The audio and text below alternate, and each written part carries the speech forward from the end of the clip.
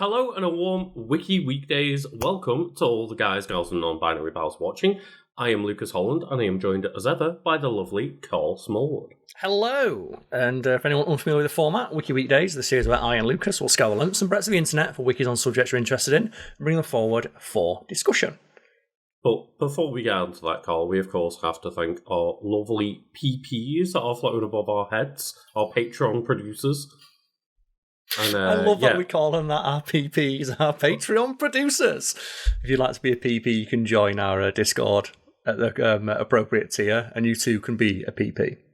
And obviously our big PPs will be shouted out at the end. But yeah, it's one of those of like, it's an awkward overlap of like this coming out the first of the month. So because we have to like edit and record and stuff a day early, like, yeah, everyone gets just an extra, that extra special, extra appearance for the month that you paid for on a Patreon support. Sometimes you're going to have 5-week months, and that's just the way it rolls. Sometimes you're going to get lucky, sometimes you're not. It's like, did you win the role? Congratulations. Extra week of being a big PP. Yeah, so if anyone's like, hey, I paid for this month's PP support, this gets edited, a little bit before the start of the month this time, so we don't actually know who the next, month's supporters are going to be. So, yeah, unfortunately, we're unable to travel through time, and if we did, we wouldn't use it for something that petty. Maybe we would. To be fair, Imagine that. Imagine just only ever travelling through time to, do something as small as that instead of, committing time crimes. Yeah, I would definitely go back to, when the McDonald's, pound save menu was £1. Get a few cheeseburgers. But in addition to our PPs and our big PPs, we also have our POWs. They are our pets of the week. So technically that would be Potwer, but I want to call them our POWs. And our pet of the week this week is Meadow. And Lucas, is that or is that not a critter? That is a critter. That is a critter. That cat should not be sitting like that. It looks so uncomfortable, right? And Meadow is a cat submitted by a member of our Discord. You can find that link below. If you'd like to become submit your pet for pet of the week. If you've got a pet that sits weirder than Meadow, let us know. It's like my sister's cat, Mr. Jasper. And he'll just sit and I look, it's like, how is that comfortable? What are you doing, Mr. Jasper? He's just sat there like, ugh.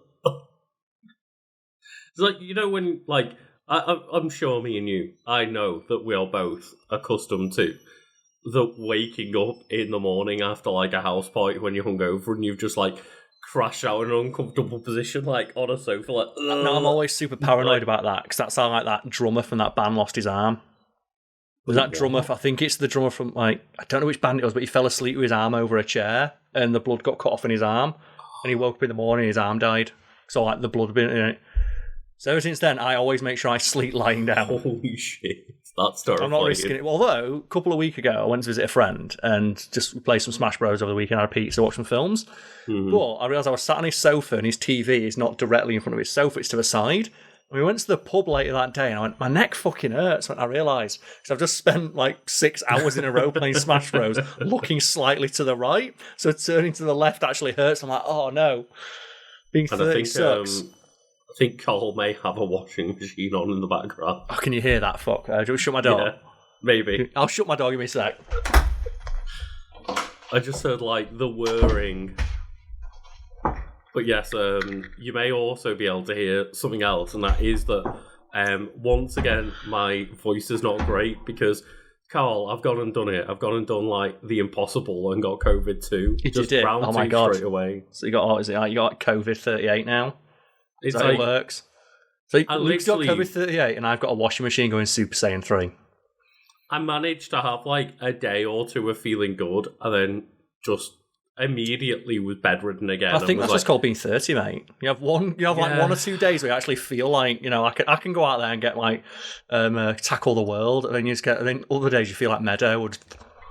But September has not treated me well. I've just been getting COVID left, right, and centre. That's right. September's just a write-off for old Lucas, isn't it? But yeah, we do appreciate all of our support, our PPs, our big PPs, and our POWs. But additionally, we also appreciate support in any other way that people are able to, whether it's watching this video, liking this video, commenting, sharing, commenting on our Discord, or following us on our socials. Just check all the links below to see all those, and just do as many or as few as you wish. Yeah, and anyway, Carl, we've been housekeeping for long enough, so why don't you get To be fair, into that's your about as wiki long for as the I week? do it. 5 minutes. 5 minutes of sweeping up and hoovering, fucking done. Housekeeping sorted. So what is your wiki that you've brought for us today? Well, it's the month of October, or at least the day this video goes out. We're recording it the day before October, but the day this goes out, the first month of October, or the first day of October, I want to do all spooky content for the month of October. So I would like to talk about one of the most famous hauntings in the UK, the Enfield Poltergeist. And Lucas, before we get onto that, do you believe that it's possible to be big haunted? Or perhaps even small haunted? Or medium haunted? Maybe after this month, I might change my mind and say that, yeah, I've been haunted by COVID, but it does sound like speaking, someone's after you, man. Someone is like on your ass. It does. Yeah, generally speaking, I'm not really a believer in the poltergeists or any of that jazz. What's that to get you? Neither am I, but I am inclined to believe that people believe they've experienced it. Mm-hmm. You can't police someone else's experience. But for anyone unfamiliar with what the Enfield Poltergeist is, Wiki Weekends is a series where we scour and spread the internet for a wiki. So let's see what the wiki has to say on it, shall we? The Enfield Poltergeist was, I like the idea of referring to a poltergeist in the past tense. Well, the idea of ghosts is generally I think the mass acceptance is the idea that your spirit hasn't been able to move on because of one specific thing. So, but the idea of referring to a poltergeist in the past tense, like, did it just leave? But like what I was going to say is like the idea is if they achieve their goal and like kind of whatever was like leaving them in this world, if they manage to get over that or achieve what they wanted to achieve or whatever, if they fucked over enough people in haunting, then they get to move on. Yeah. That's one theory, but the Enfield Poltergeist is a claim of supernatural activity at 284 Green Street, a council house in Brimsdown, Enfield, London. So, Enfield Poltergeist. Between 1977 and 1979, the alleged poltergeist activity was centred on sisters Janet, aged 11, and Margaret Hodgson, aged 13. I mean, I do believe it a little bit more with it being in London, because London... There's something wrong with that place. I don't know whether it's ghosts, but it's not a nice place to be. It's more as well like when it's specifically about like a small rundown, because like Enfield's like, especially in like the 70s, wasn't doing the best like financially. It's a council estate, which for Americans is like public housing. Mm-hmm. So I can believe some bad shit went down in one of those houses. That's it. I don't believe in ghosts. I don't believe in spooky ghosts wandering around. But I think it's Malcolm in the Middle of all things, where Hal declares that he's scared of ghosts. It's like, are you really scared of a spirit flying through the window? It's like, no, I'm not scared of that. But maybe the idea of someone like suffering an unjust death and leaving some sort of negative residual energy, that is scary. And I can see that because I have experienced it to a degree, and it is very unnerving. I mean, the closest I've got to experiencing, a ghostly manifestation is that I once left a plate on a wet surface, like a countertop, and it started moving by itself. And that is... Was your washing machine going Super Saiyan 3 as well? No. There was nothing on. Nothing was happening. Just a plate just started sliding across on its own. And, I started doing some research and stuff, and apparently that is a thing that can happen. Physics is friction, a thing, but... And if there's not micro vibrations that you can't perceive, like from like a neighbour running their washing machine, that's going fucking apeshit. But it is terrifying when I'm stood still eating a sandwich and the plate just starts sliding on its own. Well, they had that in a museum in London where they had like this statue, I think it's like of a cat or something, and it started turning around in the display case on camera. And like they didn't notice it, obviously, it was turning so slowly. But like one of the security cameras captured his cat turning around. It's like, what the fuck is that? It turns out that down the street they were doing drilling work underground. Right. And just the support beam of like the museum just so happened to be like being vibrated, and the vibrations were causing the cat things to go zzz. But it was happening so gradually, like on camera, when you fast forward, like a fucking ghost doing it. And you might say that sounds really unlikely. What's more unlikely? That happening, where you can actually point to there's where the vibrations are coming from, or a fucking ghost going, ugh. So I'm not scared of a ghost that can't fucking turn a statue around in 4 hours. Well, there's there's the TV show Ghosts, right? I don't know if you've seen it. Probably. And I've watched some of the British version. It's the same people who did Horrible Histories, or a lot of the same I have team. heard that this show is good, but I don't know if I'm ever going to be able to, like, will I go in with inflated expectations because of how good Horrible Histories is? Yeah, it's not that level, I don't think. But there is, I remember seeing an episode where they're, like, able to interact a little bit with the world, and they, like, get to push, like, a mug or something, and they're all celebrating of, like, oh, we did it, and all it is, like, this tiny little push. Mm-hmm. And that's as much as they're able to affect the world. It's interesting though, because even though I don't believe in ghosts, that is like the level of evidence that I think would be able to convince me if I experienced it in real life. Because do you know when you like see like purported haunting footage or in movies like Paranormal Activity? I think we talked about this a while ago. But in Paranormal Activity, when it's like, you know, something moving ever so slightly and it's in a way that can't be explained, that makes me nervous and anxious. When it's like, okay, a bunch of like plates fly into the atmosphere, it's like, well, that's bullshit. That's not going to make me anxious because that's clearly bullshit. But I think it's the same thing. Like in real life, if like it's the opposite in real life, where the smaller things I'd explain away, but the giant things happening would scare me. And it's weird how it's the opposite when I'm watching a film, where the big bombastic displays of ghostly presences make me less convinced that the movie is real. Yeah, or not even real, but like, it makes me less scared of the entity in the film because I can immediately like just draw myself out of it. Yeah, I get that because like obviously there's a lot of footage, quote unquote, of UFOs that go around on the internet all the time, and the ones that are just, oh, here's this really obvious UFO being a UFO, that's not scary to me because I'm like, okay, that's clearly someone just, doing a hoax of some kind. It's when it's the ones of like, here's some like vague lights off in the distance being a little bit weird. Yeah, that's the ones that get me. It's like it's less is more when it comes to horror.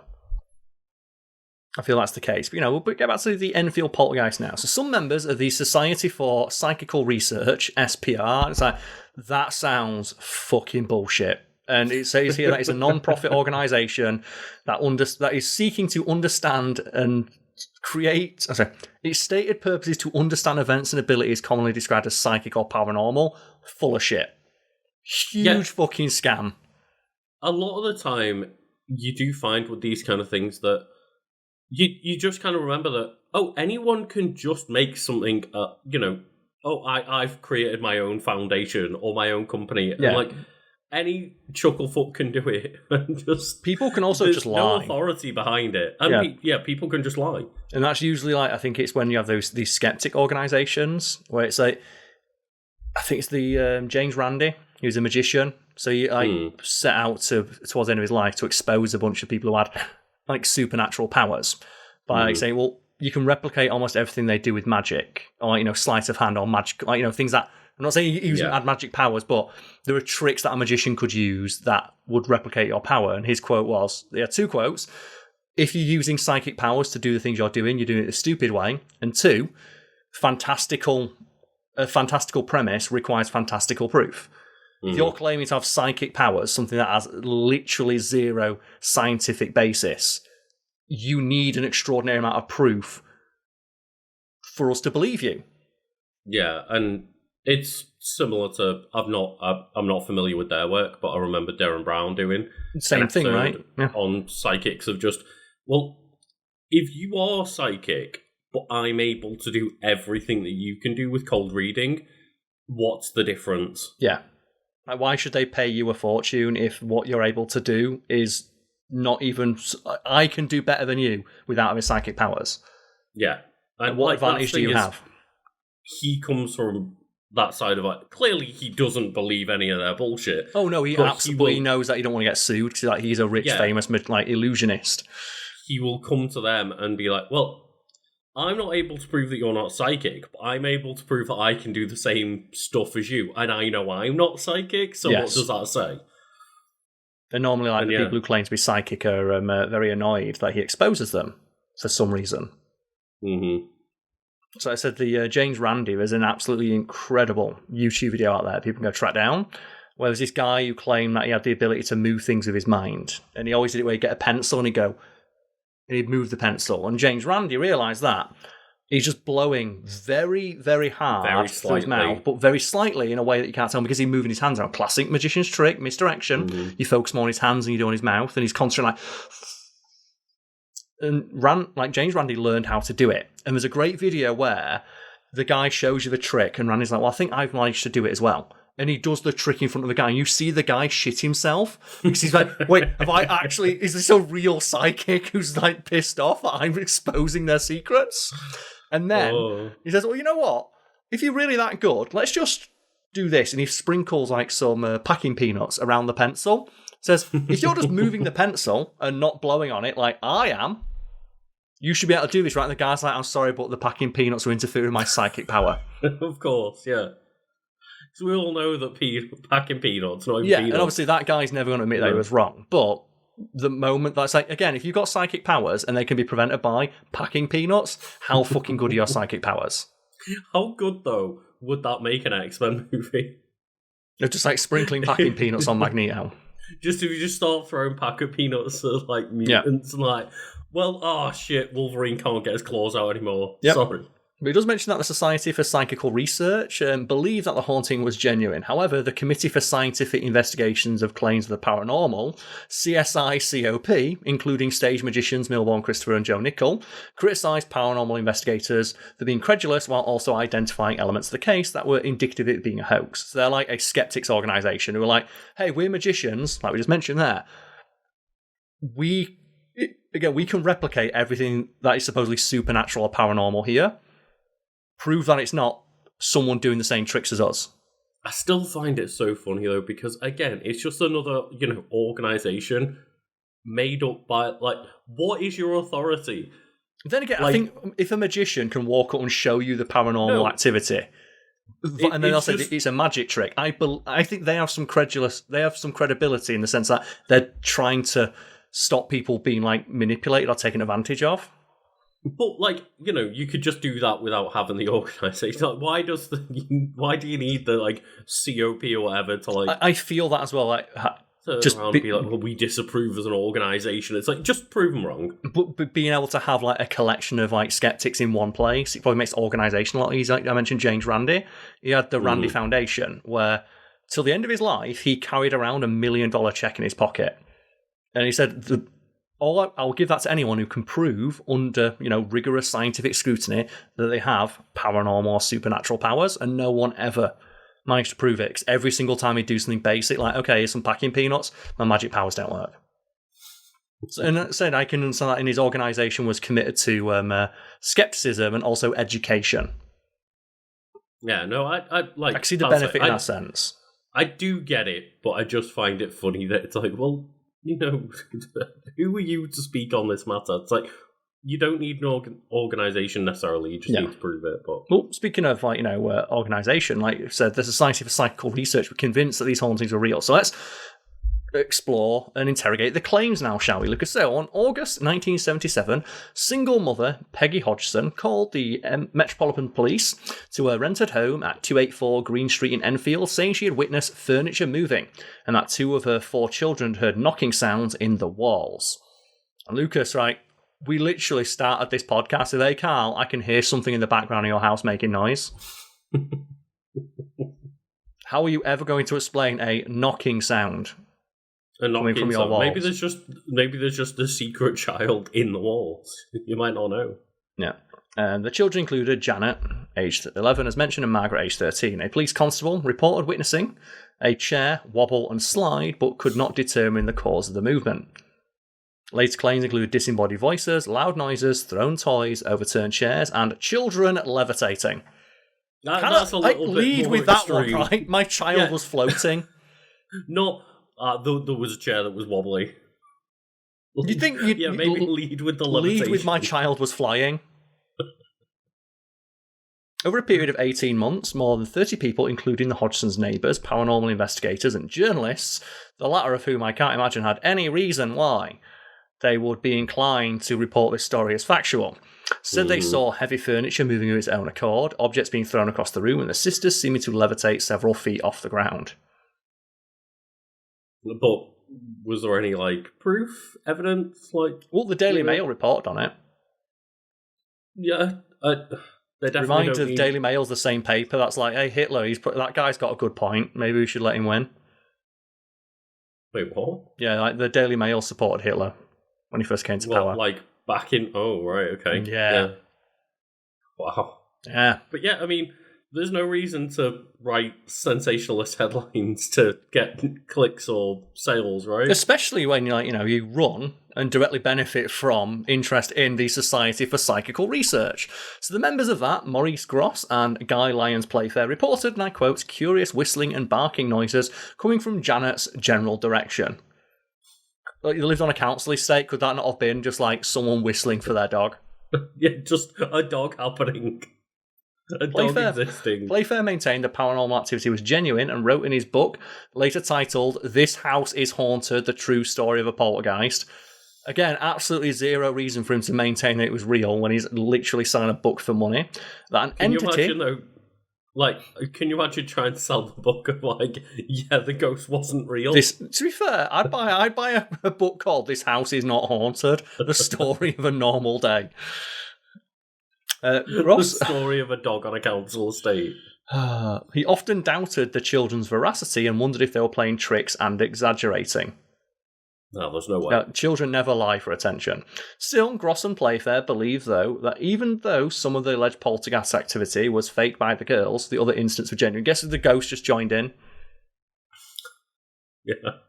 Other paranormal investigators who visited the house included American demonologists Ed and Lorraine Warren, who I think that's who The Conjuring is based on, and they're like proper hucksters who just made everything up.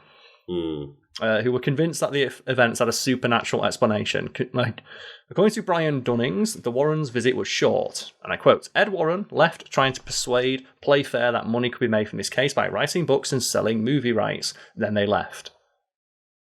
I wonder what their motivation was for convincing them that it was real. Yeah. Just, that's the thing is, I know that a lot of people listening may have the inclination to believe in I have no problem with people believing. I have problem with people like this who take advantage of those who believe. The grifters. Grifters, yeah. Because you know that the Warrens, they don't give a fuck. Mm-hmm. They, like I said, their primary concern was how to make money from it. Yeah. That's why I've got more faith in the skeptics organisations, where a lot of skeptics talk about, I would love to be proven wrong. Because if I was proven wrong, it means the world is bigger and more magical, and there's more to the world than I am aware of. That'd be amazing. But most of the time, it's people just making shit up. Someone trying to sell a book or some film rights or something. It's just making shit up for attention. Speaking of which, one of the children, Janet, was detected in trickery. A video camera in an adjoining room caught her bending spoons and attempting to bend an iron bar. I'd be more impressed if she bent a fucking iron bar at 11 years old. I'd want to see that instead of the ghost. Gross had observed Janet banging a broom handle on the ceiling and hiding his tape recorder. So keep in mind, what did they initially come to the house for, Lucas? Objects moving seemingly their own accord and a banging noise. We caught the child on camera, hitting the ceiling with a broom and moving things. And leaving a tape recorder to make weird noises. When Janet and Margaret admitted to playing pranks on journalists, Gross and Playfair compelled the girls to retract their confessions. Again, that sounds like two people who are really out there looking to find the truth of. The girls admitted, okay, we made it up. It's like, no. Admit that you were making it up about making it up. Yeah. Keep my caught on camera as well. Caught on camera making it up. No, you were lying about lying, Karl. Don't worry. It's fine. Psychical researcher Renee Haynes noted that doubts were raised about the alleged poltergeist activity at a conference of the group in Cambridge in 1978, when video cassettes from the Enfield were examined. Another investigator for SPR, Anita Gregory, stated that the Enfield case had been overrated and characterised several episodes of the girls' behaviour as suspicious and speculated that the girls had staged some incidents for the benefit of journalists seeking a sensationalist story. So they're like, oh yeah, some of it's definitely true, but admittedly, the girls did make some of it up. But some of it's still true. Yeah, it's how flimsy is the evidence that the ghost was joining in. So that's what you're supposed to believe, that the ghost saw people playing pranks and joined in. That's Every really now your and then argument. the ghost thought to help out sometimes, yeah. Yeah, to hide its own existence, even though it's a fucking ghost and there's nothing you can do about it. In the first edition of the BBC series Hauntings, broadcast in 2024, it's revealed that the unexplained voice of Bill Wilkins was later played on an LBC radio talk show featuring Maurice Gross. A listener in the show identified the voice as that of his father who'd lived at the house, had gone blind and suffered a hemorrhage and died downstairs in that house. And it's like, again, people never make stuff up. Yeah, like... Especially not for attention on, like, Murder Radio. Whatever way could you possibly disprove that? Like, oh no, yeah, that sounds just like the guy that died there. It reminds me of, like, when people do this to piss off and just troll people who claim to have, like, psychic and paranormal abilities. There's a great story told about it. It's like Derek Acora, widely outed as a fake, but for years he was on, like, TV as, like, a spiritual medium. At one of his shows, like, a comedian just encouraged a bunch of people. He said, the next show of this theatre is Derek Acora. Here's how you troll him. And basically, just for an entire show that he did, everyone in the audience just made shit up. And as recounted by someone who was there, it's like he's doing his spiel. So is anyone out there looking for a loved one? So yeah. Someone puts their hand up. So who are you looking for? It's my dad. Is he dead? No, he's at home. But I want to ask if you can get him to record the snooker for me. Anybody else? It's like no. It's like I'm looking for. Who are you looking for? Oh, my sister. Okay, is she dead? Yeah. Okay, contacting them. They're saying that it's okay, like whatever those kind of people saying. So actually, no, Derek, hang on a sec. Forgot she's right with me here. And apparently, it was an entire hour of just everyone. Every time he asked someone, like, "Oh, so who are you looking to speak to?" And then they always have an excuse of like, "Oh, the negative energy stopped me from connecting to the other side." Mm-hmm. Yeah, just god, I absolutely despise that shit. It's just making money off grieving people, right? Yeah, you're preying on the most vulnerable, people who want to believe that they can contact their loved ones to the other side, right? So it's like the thing about, you mentioned Darren Brown, of the episode which is so cathartic, where he outs that psychic. Yeah. And the psychic gets genuinely pissed off at him because he sees like, I can no longer make money from tricking the grieving. Mm-hmm. And I think Darren just straight up says to him, like, I think you're a piece of shit. You are preying on the vulnerable and people who are grieving. There is no lower form of, like, just scummery. Yeah. And the guy gets mad that he's been called out. Yeah, that's all it is they're mad that they got caught. But I have no problem with the people who want to find, grievance within that kind of thing and want to believe in that. It's just the people who are making the money that I can't get around. Is like, so I wish there was an outlet for people who want to believe that. Like maybe there are some people out there who genuinely think they can commune with the dead and they don't charge. I'm not aware of any. Maybe obviously they wouldn't be famous, would they? You can just ask ChatGPT at this point. Yeah, see what happens. That's the thing. It's sad and it's frustrating. Yeah, and I can understand like the desire to want to speak to someone who's no longer there. Yeah. If there's anyone out there, don't fucking pay someone who's psychic, because if they were truly psychic and they truly had the ability to commune with the other side, they'd be fucking terrified of taking advantage of the grieving. Because surely, if you believed in the afterlife, the last thing you'd want to do is do shit that would get you sent to hell. And that's how you know they're all full of shit. Because if they would genuinely believe that they could commune with the dead, the other side, they would not charge people money for it, because that would immediately get them sent to hell. Yeah. And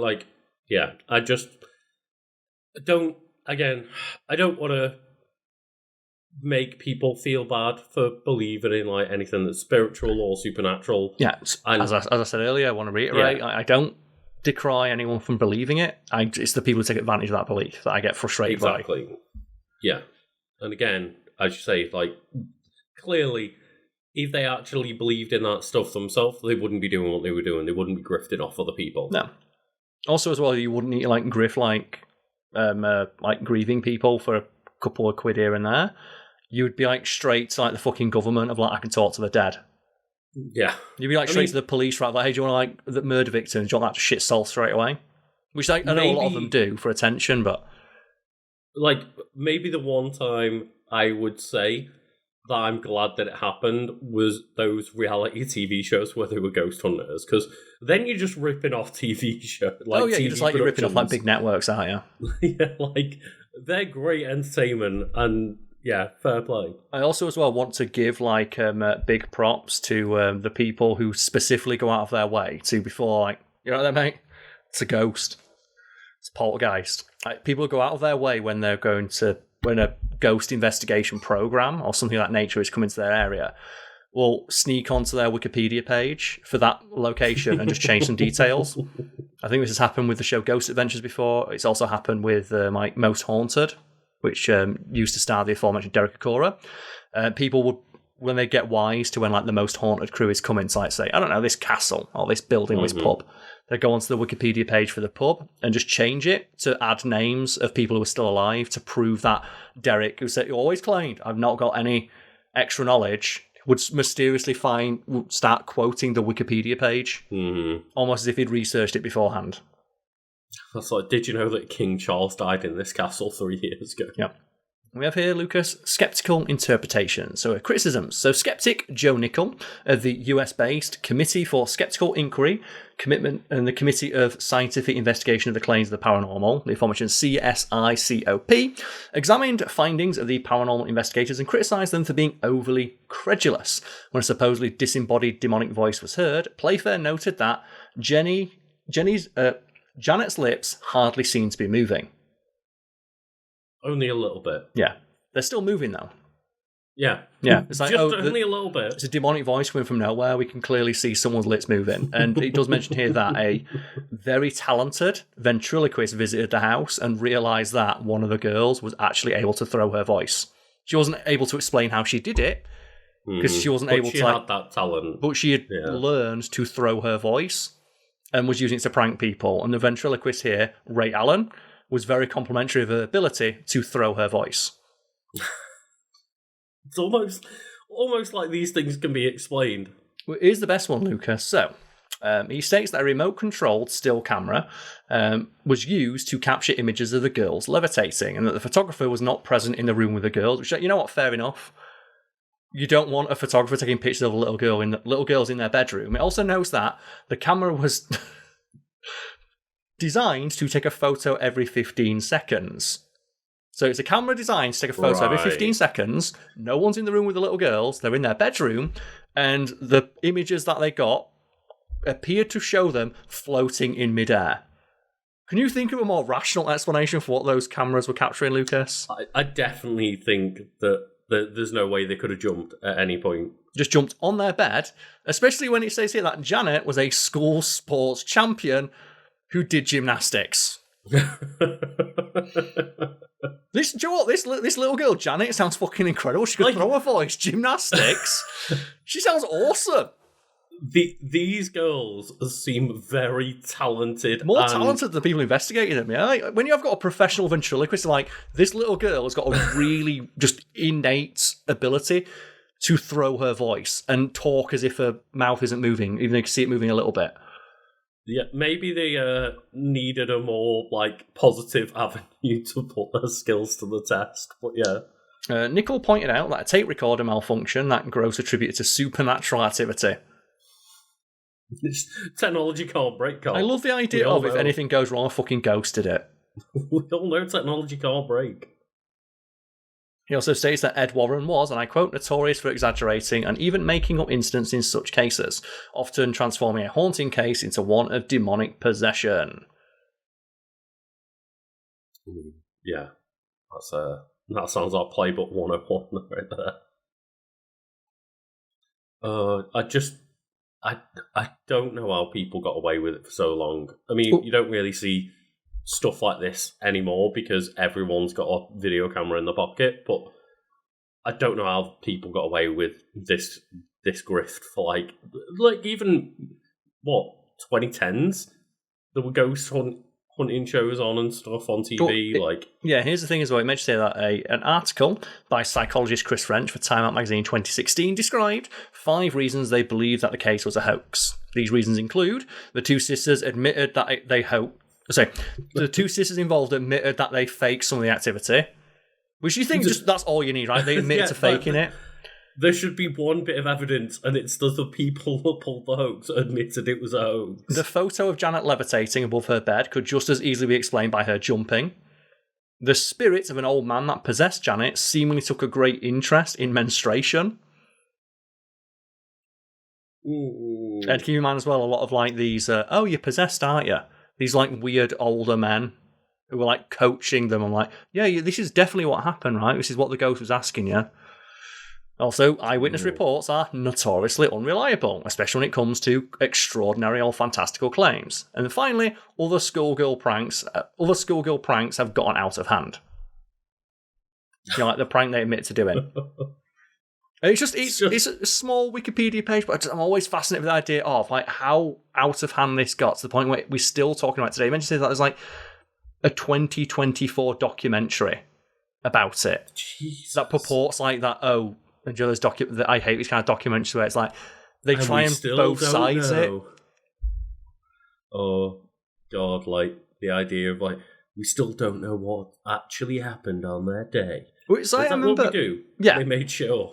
Remember we talked about like, Bigfoot, and I was talking about like that crappy like $10 million Bigfoot hunt show where it's like they send people into the woods to hunt Bigfoot, and they are still putting forward like the Patterson-Gimlin footage as legitimate evidence of Bigfoot, even though the guy who recorded it admitted it was a hoax. Mm-hmm. And I fucking hate that. Yeah, it's like the girls say that it was actually just them all along, but who knows? Maybe the ghost told them to say that. Yeah, it was a limited series called Hauntings. Yeah, no wonder it was fucking limited. Dear God. You just open up, right? You just fucking... Oh, you mentioned that Conjuring 2 was based on when Ed and Lorraine went to the house. Keep in mind that their visit there was like 1 day long, and they went, you should probably make money out of this. Yeah. Which they apparently Hollywood took to heart because they made a fucking movie out of it. A couple of girls have been playing pranks and saying there's a ghost in a house. Like, yeah, sign that up for a movie deal right now. Good show, ain't it? It's the absolute most like flimsy evidence. Also, just...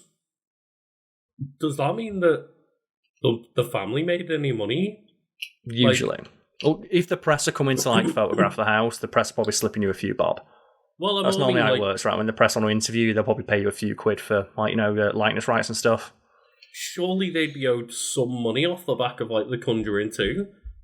Probably not off The Conjuring 2, because like they're gonna you just change some names. Yeah, like it's not based off their story; it's just inspiration for our own. And it's a very like generic story. Like Hollywood, like, Lucas, do you really think Hollywood? Speaking of like really flimsy evidence and like a loose connection to something, Hollywood is more than capable of getting that connection loose enough where you'd have to pay someone.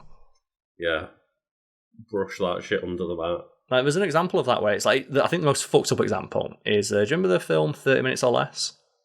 I think it's it's Jesse Eisenberg. It's a comedy, and it's about like a pizza delivery driver who has a bomb put around his neck and has to go do a bunch of wacky adventures to avoid the bomb going off. That's based on a real thing that actually happened, where a pizza delivery guy got a bomb put around his neck, and it wasn't a wacky adventure of him because the bomb went off and killed him.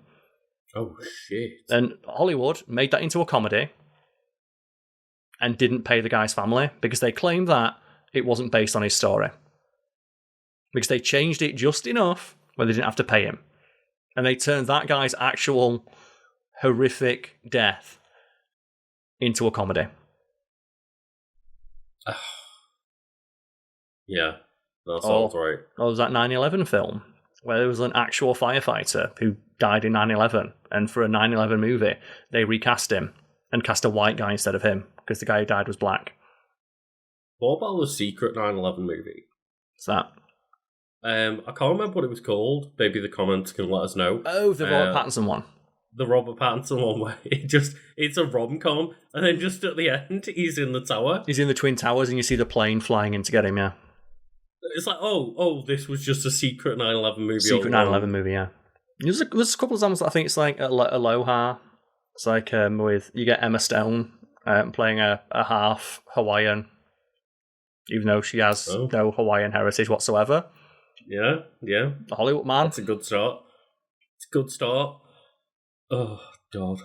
Yeah, it's like Hollywood is more than able to change a story enough to avoid having to pay somebody. But yeah, I find that so funny.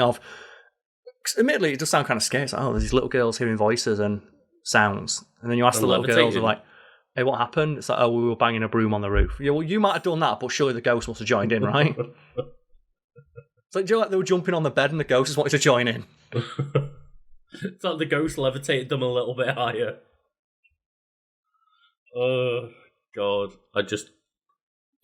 Personally, I don't know how people can believe this shit. Well, if you just frame it really insincerely.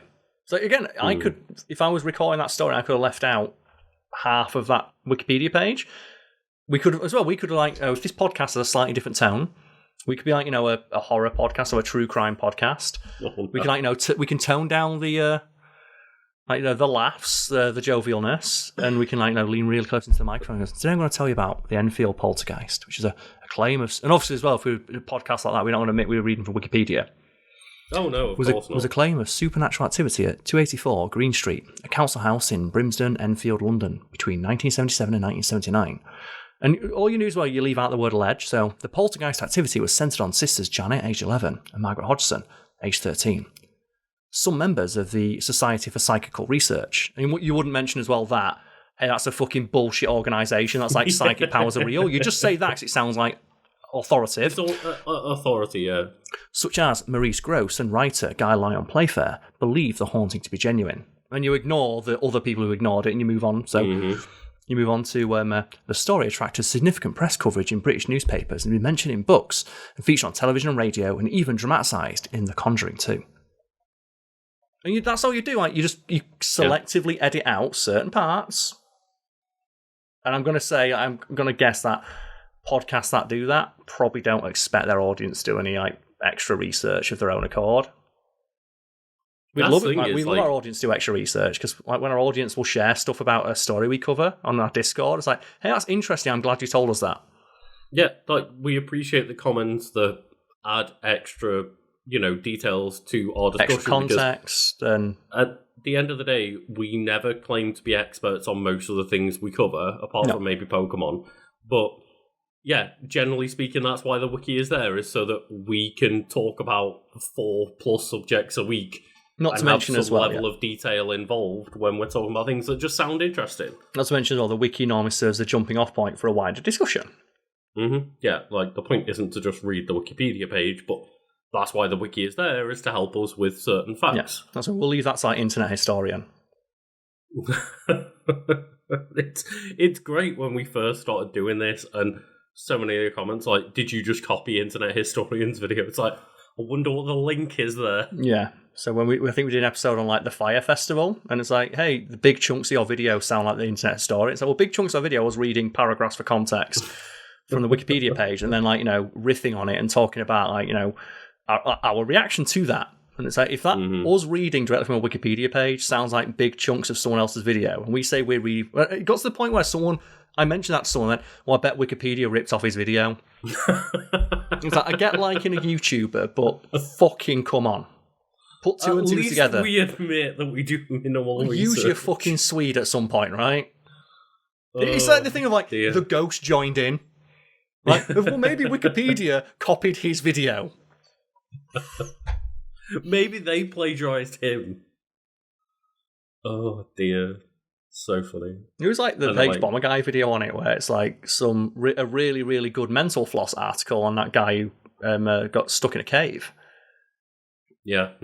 And just Internet Historian, I think it was Internet Historian, just took it and just changed some details, did the classic get synonyms for different words, so it sounds like you wrote it, reword a couple of things, converted some the what is it now? The measurements. The one that from imperial to metric. I think one of the greatest jokes that is told on Friends is when Joey figures out what the thesaurus button does. And it's like from baby kangaroo Tribbiani. Regards.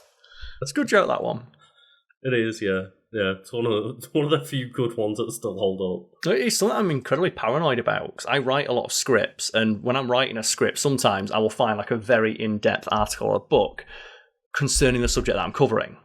And I have to adhere to, not specific, university academic criteria for it, but the editor of that site expects me to cite everything that I do and generally trust me at this point of if you're going to quote something, just don't take the piss, because I get paid by the word. It's I think up to 10%, 15%, 20% if the quotes are really important, but you want at least 80 to 90% original material, but it's expected that you're going to quote someone, because you are expected to use quotations to add credibility to your articles, and but bolster your argument, add context, also sometimes for fun. Yeah, there is still I know you're not doing journalism, but there are journalistic standards that would say don't have more than X% of your article be quotes, because if you are going to quote somebody, you should really say mention their name when the quote was given, because sometimes that can also provide important context if the quote's out of date or something like that. So I do try and adhere to those standards, and it's something I worry about. And I think the fact that I worry about it is probably why I'm not going to run into accidentally plagiarising a fucking 1,000, several or 10,000 words article, right? Because when I copy paste something into my script for a quote, it's one section. I'm not doing the entire fucking script and then editing it back down. And he's not James. I don't remember his name. Somerton, I have come across articles like that where it's essentially they've taken the article or the interview and the transcript and stuff from one website and gone here's the summation, and now below is the article that we just copy pasted, and it's so I used to read BuzzFeed back in the day as well. Painful. Yeah, I mean, I wasn't targeting BuzzFeed specifically, but gaming they news were stuff. They did that a lot. The amount of things that are just well, we've put up a news article that is basically just another person's news article with our paragraph pasted above it, so we can call it our own. Those scraping, those game websites that just scrape stuff as reported by Kotaku, sentence Kotaku's article as a quote. Kotaku article or something, and it's as reported by VGC or IGN or something, then their article, and it's okay, cool. Great. Yeah. What good research you've done here. What good writing. The thing is, you can use other people's, interviews especially, or news articles, as, citation for your own, but have something original to say. Yeah, it's I mentioned, the Man in Cave video. The reason it was in my head is because just before we started recording this podcast, we did an episode on The Descent. And in that I mentioned that I wrote a script about the Nutty Putty Cave incident, which is not the same story, it's a similar story of someone being trapped in a cave. While I was researching that, it's a very famous tragedy. There's of course been a lot written about it. There's a lot of really, really in-depth overviews of it. I wasn't being asked to write a really in-depth overview. I'm being tasked with writing a 2,000 to 3,000 word script that has more broader context. So I would quote those longer, more in-depth pieces at times, but also find other places where covering stuff not widely covered by those.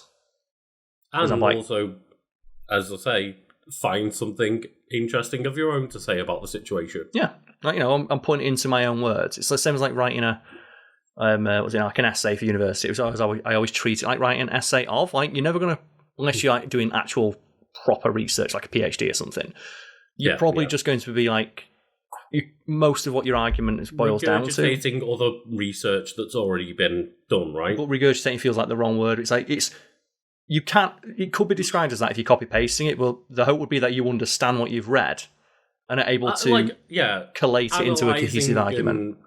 Analysing and I should say collating it together to come up with your own original idea, hopefully. Yeah, and using it to bolster the substance of your own argument / article / script. Yeah, you're not the one doing the actual research, as you say, most of the time. That would be people doing things like doctorates or, what have you. But yeah. Yeah, so I think it's fairly well established online that, people doing the specific niche job that I do of, article and script writing online, very few of us are doing, the primary research, but there is effort involved in collating all the existing research into a nicely formatted script that would be suitable for, a 20 to 30 minute long video. I've been doing that for about 15 years now. You go to Wikipedia and then you copy paste, use the Control-C And then the control It's V. important, yeah. The control V is the hard part. You got to move your finger. And it's tough, and I believe that in that H-Bomber Guy video, it's the bit that got to me about it is where it nailed like a feeling that I've had, but I've never been like verbalised myself. That's why I'm quoting H-Bomber Guy, because I think it was an interesting point they made of like people who only see some of the warrants or what have you, they only see these things as an avenue to make profit. As a result, they fundamentally don't respect the work that goes into them.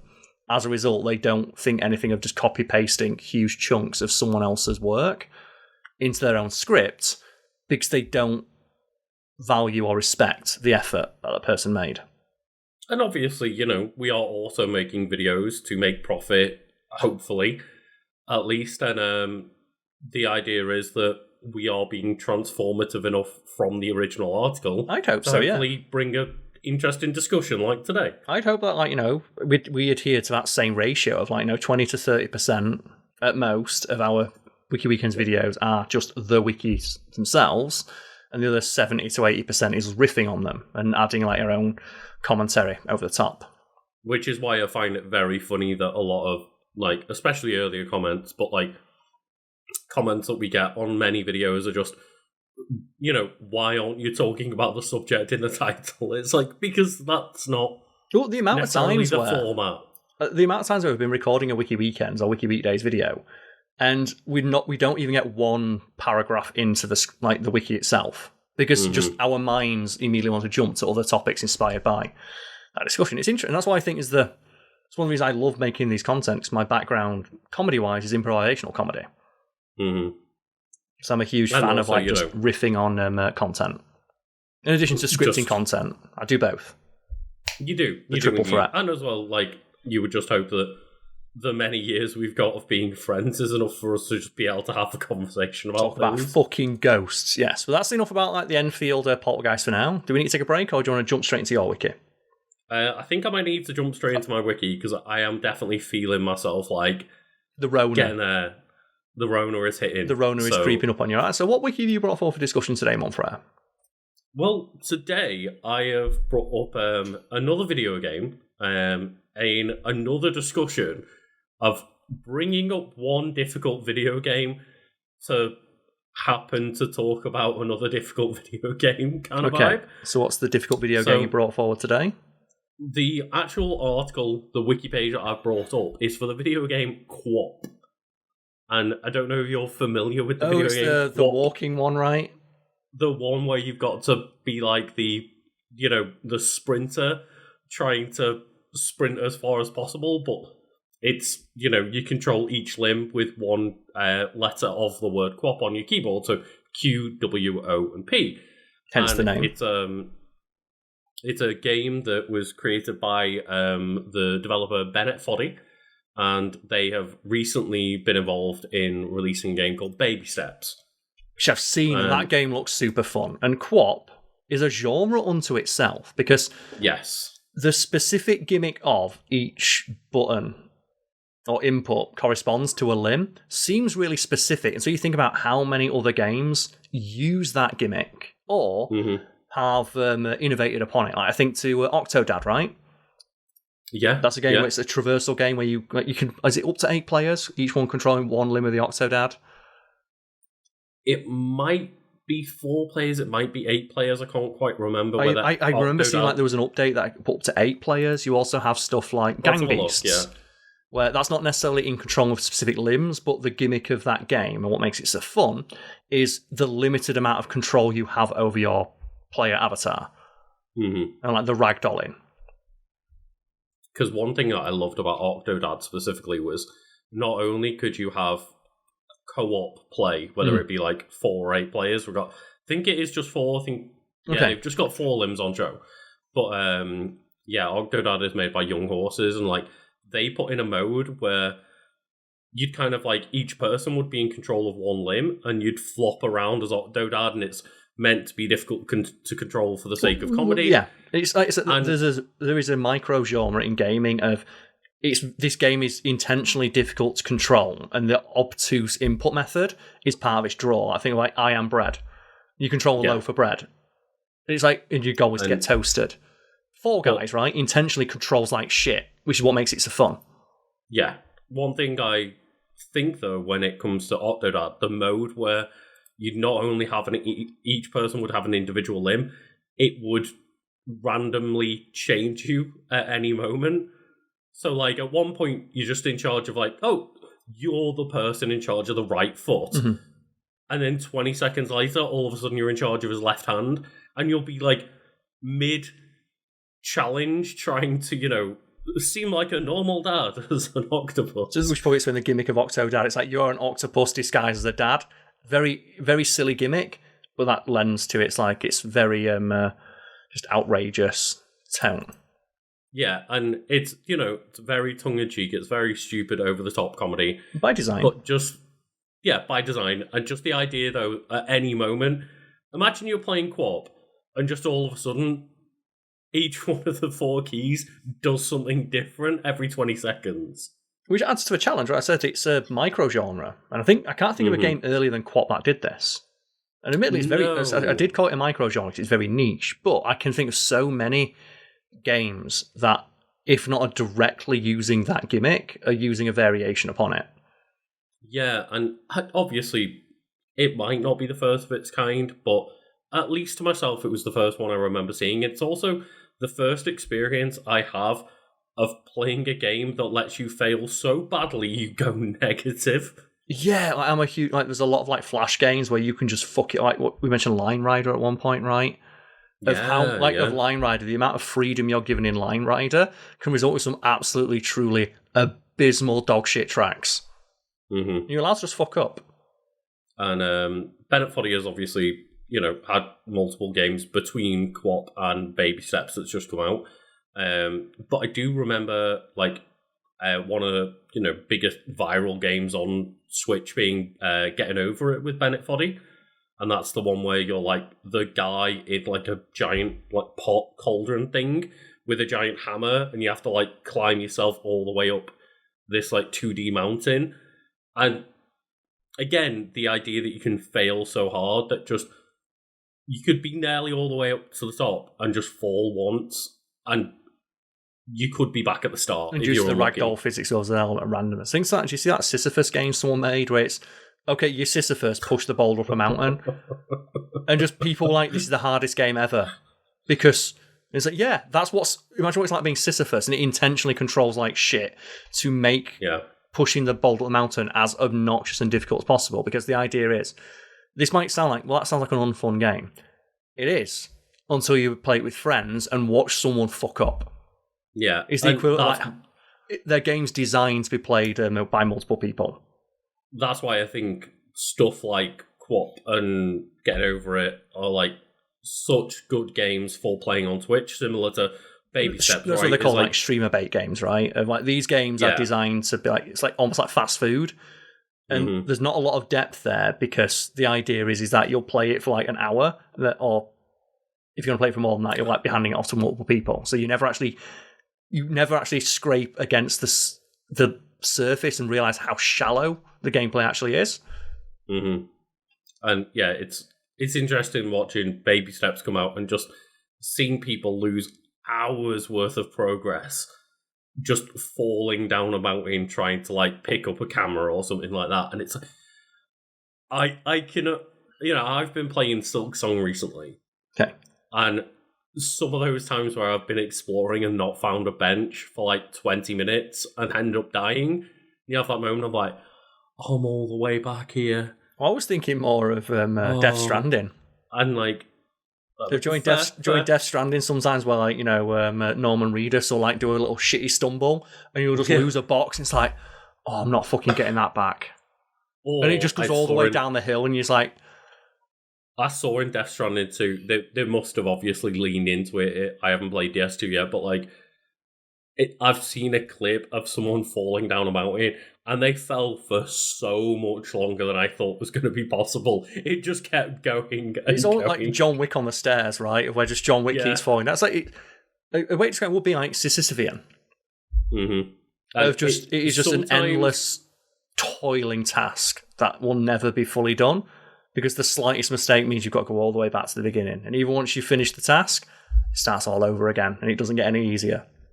Yeah, and there's a lot of enjoyment in watching people experience that moment of grief. Watching people suffer, right? People, but being the person suffering yourself, maybe not so much for when you realise that you've just lost an hour's progress and you're going to have to baby step all your way back up that mountain, a lot of people are just going to turn that game off for the day, but getting to watch someone else go through that. Yeah. Frustration is it's very endearing if it's handled. I think it's stuff like Takeshi's Castle, like Total Wipeout. Maybe not Total Wipeout, because I think in that show they want to kill people. But those shows where people eat shit, but they eat shit in a funny way, where it's it's all part of the fun.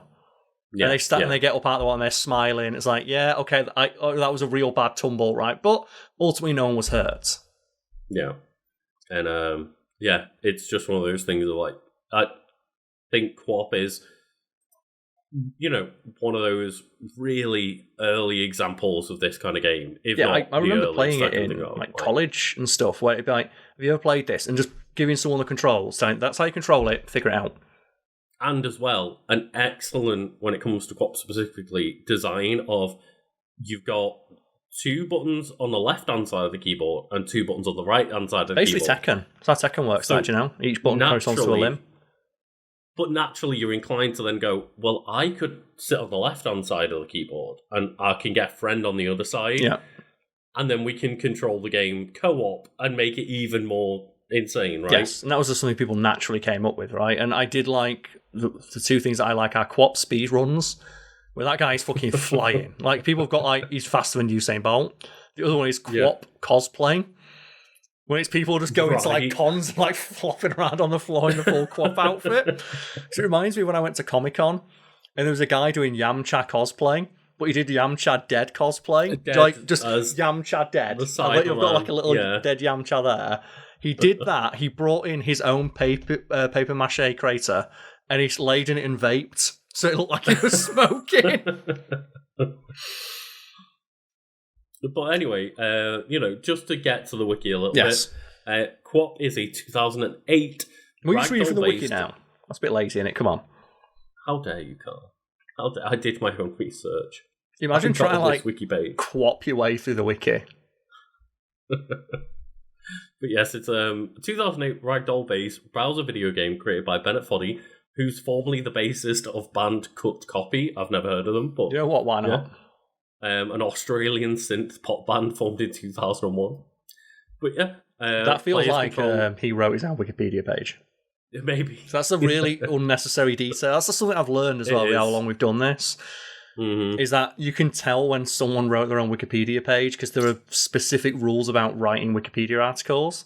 One of which is don't add superfluous, extraneous information like that. Yeah, I know. I wonder whether maybe him or one of the other band members came in and just said, "Well, you remember about the band Cut Copy?" I told you back when I was writing and more into that world. There's a bunch of former crack writers that I knew who specifically interviewed each other on their own blogs and then used that to add their name to Wikipedia for the notable alumni. Oh, yeah. Because then they can, Wikipedia requires, why are they notable? Well, here they are being interviewed for a blog. And then they would use that to submit it to Twitter to get blue check marks on Twitter. And I remember thinking to myself, that's really sad. Valid, yeah. Sorry, just clearing my throat a bit, but imagine editing or going to such a roundabout way to get yourself added to your own notable alumni from your high school. When Twitter was See, I get the blue check mark thing.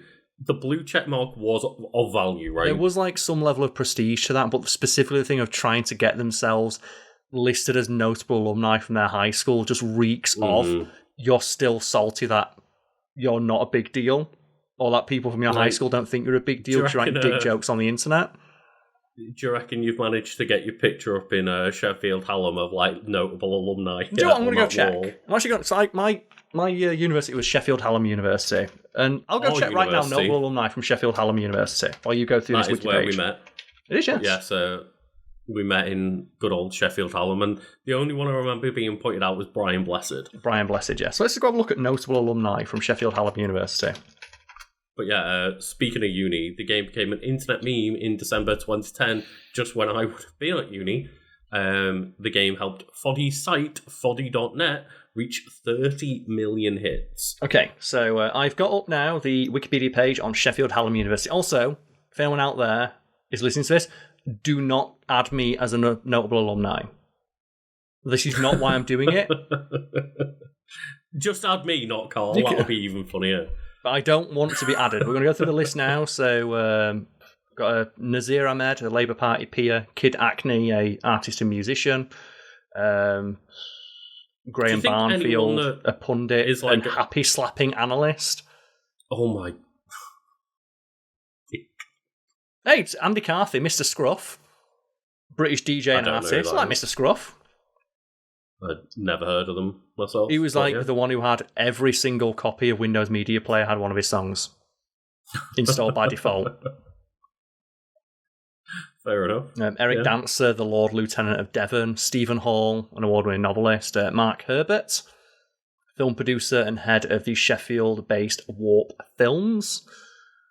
Ben Jones Bishop, a Leeds Rhinos rugby player.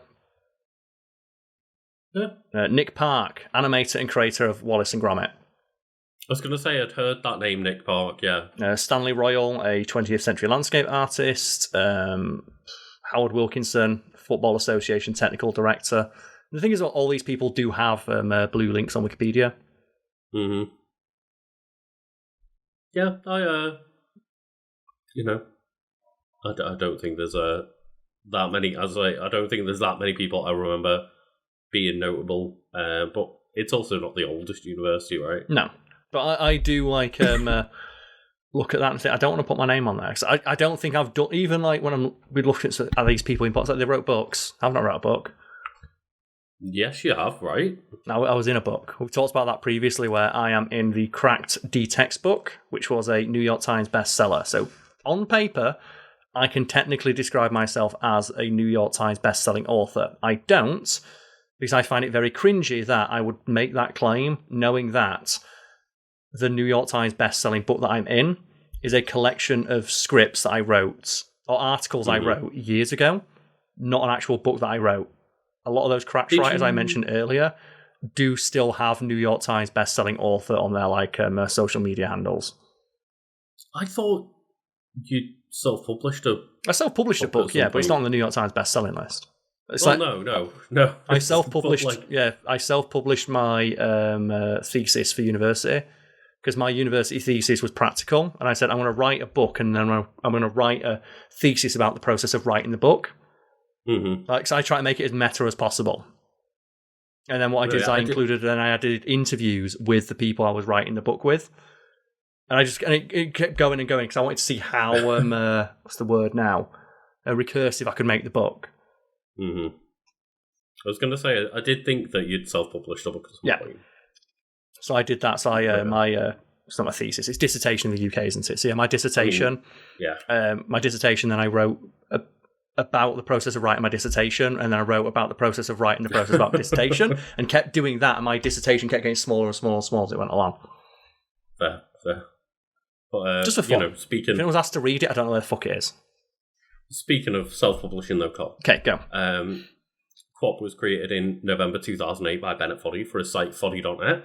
And this is one thing that I know about Bennett Foddy is that they have spoken at, I presume, like GDC and stuff like that, like Game Developers Conference.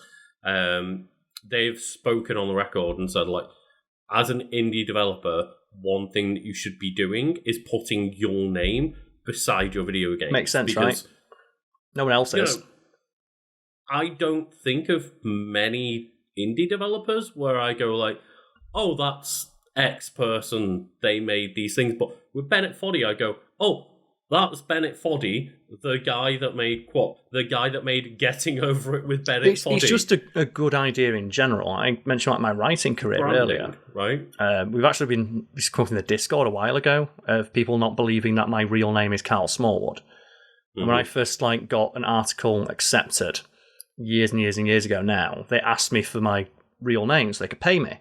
I said, oh, Karl Smallwood. I went, no, that's your pseudonym. What's your real name? Because we need to input it into the system. I went, no, my real name is Karl Smallwood. I went, oh, that's kind of funny. why would you want a pseudonym? That's memorable enough. And I stuck to that, and I think, it's very helpful that I have a memorable, distinct name, and as a result now, I'm the first result on like Google for it, I think, because there's like I did a check to make sure I wouldn't be like putting anyone else at risk, and there's another Karl Smallwood out there, and he's like an editor who works in the 80s or something on IMDb. I think I found. Yeah, I wasn't quite so smart because there's like a drummer in a band, Lucas Holland, who's like got way more. For me, it was more that I knew that I don't care if someone Googles my name and finds you wrote a bunch of like stupid articles for crack.com, but if there was someone out there who was a professional and could get annoyed that they'd get like, why is your shitty article showing up people's search for my name? So I did a double check there's no one out there in my name who's in any sort of like career where it would be embarrassing to them. Yeah, fair. But I'm embarrassing surprised, to me. I'm surprised here, Karl, because it says background on the game here. Okay. It says when Foddy was a deputy director and senior research fellow of the program on the ethics of new biosciences, the Oxford Martin School, part of University of Oxford.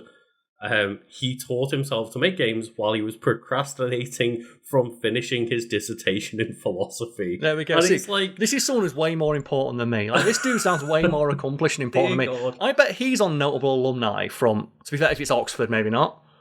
I presume at this point he probably is notable what was the enough. specific university you went to? Let's double check. The Oxford Martin School, part of University of Oxford. Let's double check. But yeah, goddamn, like the idea that he's like, fuck it, I taught myself how to make QWOP while I was just procrastinating and not doing my dissertation. They don't have a specific section for the Martin School on notable alumni, but I'll go double check. So how do you, because I think notable alumni will be its own section. In University of Oxford. Of course, it's such a massive university, right? Yeah, I think it should be its own page, I imagine. It's older than a lot of countries are. Yeah, so list of University of Oxford people. Maybe just Control F for Foddy. Well, Lucas, the list goes in all the lists because we start with governments, including monarchs, royalty, civil servants, law, archbishops, literature. Maybe okay, we've got on to it. So, how do you spell this dude's name? So Bennett Foddy is just Bennett, as you'd expect, and Foddy is Foddy. But yeah. No. It's got to be a list and a half. Bennett Foddy is not on here. Oh, man. Tell you what, someone edit them into the list of alumni, because they deserve it. No, I think they've created like a couple of very well-known games. Yeah. Like, they've literally made some of those viral video games to ever exist. Yeah, because I'm on like the media section, and it's like there's art and architecture, business people. There's a lot. That's the thing. It's like there is a lot of fucking. And again, don't go edit Wikipedia because we told you to. I'd feel bad. I am a person that will sit here and defend video games as a form of art. Yeah, and it might not be high art, but I'd say that the Bennett Foddy games can come under that. Of like, there's certainly there's something there to be noted when it comes to the fact that these games have had their viral moments, especially QWOP and getting over it. I think it's like the Wikipedia thing, like the idea of like, do you have enough notoriety to warrant having a Wikipedia page made about you? Mm-hmm. I think this dude would, given that he's got a career that involves several like very well-known games. Yeah, and we have a quote here about QWOP from Foddy. Okay. Says, one of the things I found with QWOP is that people like to set their own goals in a game. Some people would feel like winners if they ran 5 meters, and others would feel like winners if they inched all the way along the track over the course of an hour. If I had put a social leaderboard or par system in, those people probably would have all quit out of frustration, leaving only the most determined or masochistic players behind. I think that's an interesting way of looking at it as, yeah, when you're making such a frustrating game, you don't want to rank people. You probably don't want a high score system in there, because there are some games, like, for example, Tetris, where it's addicting enough and skill-based enough that everyone can, like... The skill ceiling is low. The skill floor is low, but the skill ceiling is high. Yes. Where you can see a lot of normal players on the leaderboard and go, I could do better than that. Yeah, whereas a game like QWOP, if you see that someone's run like 100 meters in QWOP and you're at -2 meters, yeah, you might not feel the push to keep playing. Although I do like the idea of someone being so fucking shit at running, they go backwards. Can you imagine like watching the Olympics and seeing someone that bad? It reminds me when I play years and years and years ago at university, Sheffield Hallam University. We went to like CX and got a bunch of like crappy games, like £2. One of the games we got was like Beijing Olympics 2008 or something like that, and we intentionally said, how bad can we do in each event? And we got to the point where in the long jump, because that's what made the challenge. Like, obviously, the challenge then becomes how bad can you do? And it's like, if you tap too slow, you get disqualified. So you can't do too bad that you get disqualified. So I think in the long jump, we got to the point where we were able to do the long jump and not even make it to the sand by fucking it up enough. So obviously, you could say, why don't you just fail every event? No, that's not a challenge. The challenge is to be specifically successful, but like as badly successful as possible. Yeah, it's like do you ever play like Easy Guitar Hero, where you put it all the way down to easy, and it becomes way more intense because missing a single note fucks you over? Because when you're playing on like the easier modes, you want to get the full combo the and entire time. The easier the game is, like the more a single note matters. So it was like that of you need to do specifically bad. And that was really fun because we were getting to the point where, like I said, like long jumpers were just like not making it to the sand pit, but still getting measured. And going back to the wiki, Karl. Yes. For anyone a minute ago that was, guffawing at the idea of me calling QWOP a form of art, on July 27th, 2011, QWOP was featured at the Museum of Modern Art in New York City and was part of an event called Arcade, hosted by the video game art and culture company Killscream. So I feel justified in calling it a work of art. Well, it is, yeah. It's like, as mentioned, it's a micro-genre unto itself. It elicits a very specific emotion and feeling out of people that no other form of media can, because it's games are an active medium. Like, it is literally not an experience you can replicate with anything but a video game, because video games require that direct player input. Yeah, I've never felt bad watching a movie to the extent that I've felt bad playing QWOP and just watching my guy stumble backwards. Yeah. And again, I'd love to see it at the actual Olympics. I'd love to see someone at the Olympics just stumble backwards and get marks like -3. You just did like a backflip and -4 meters, sir. How do you feel?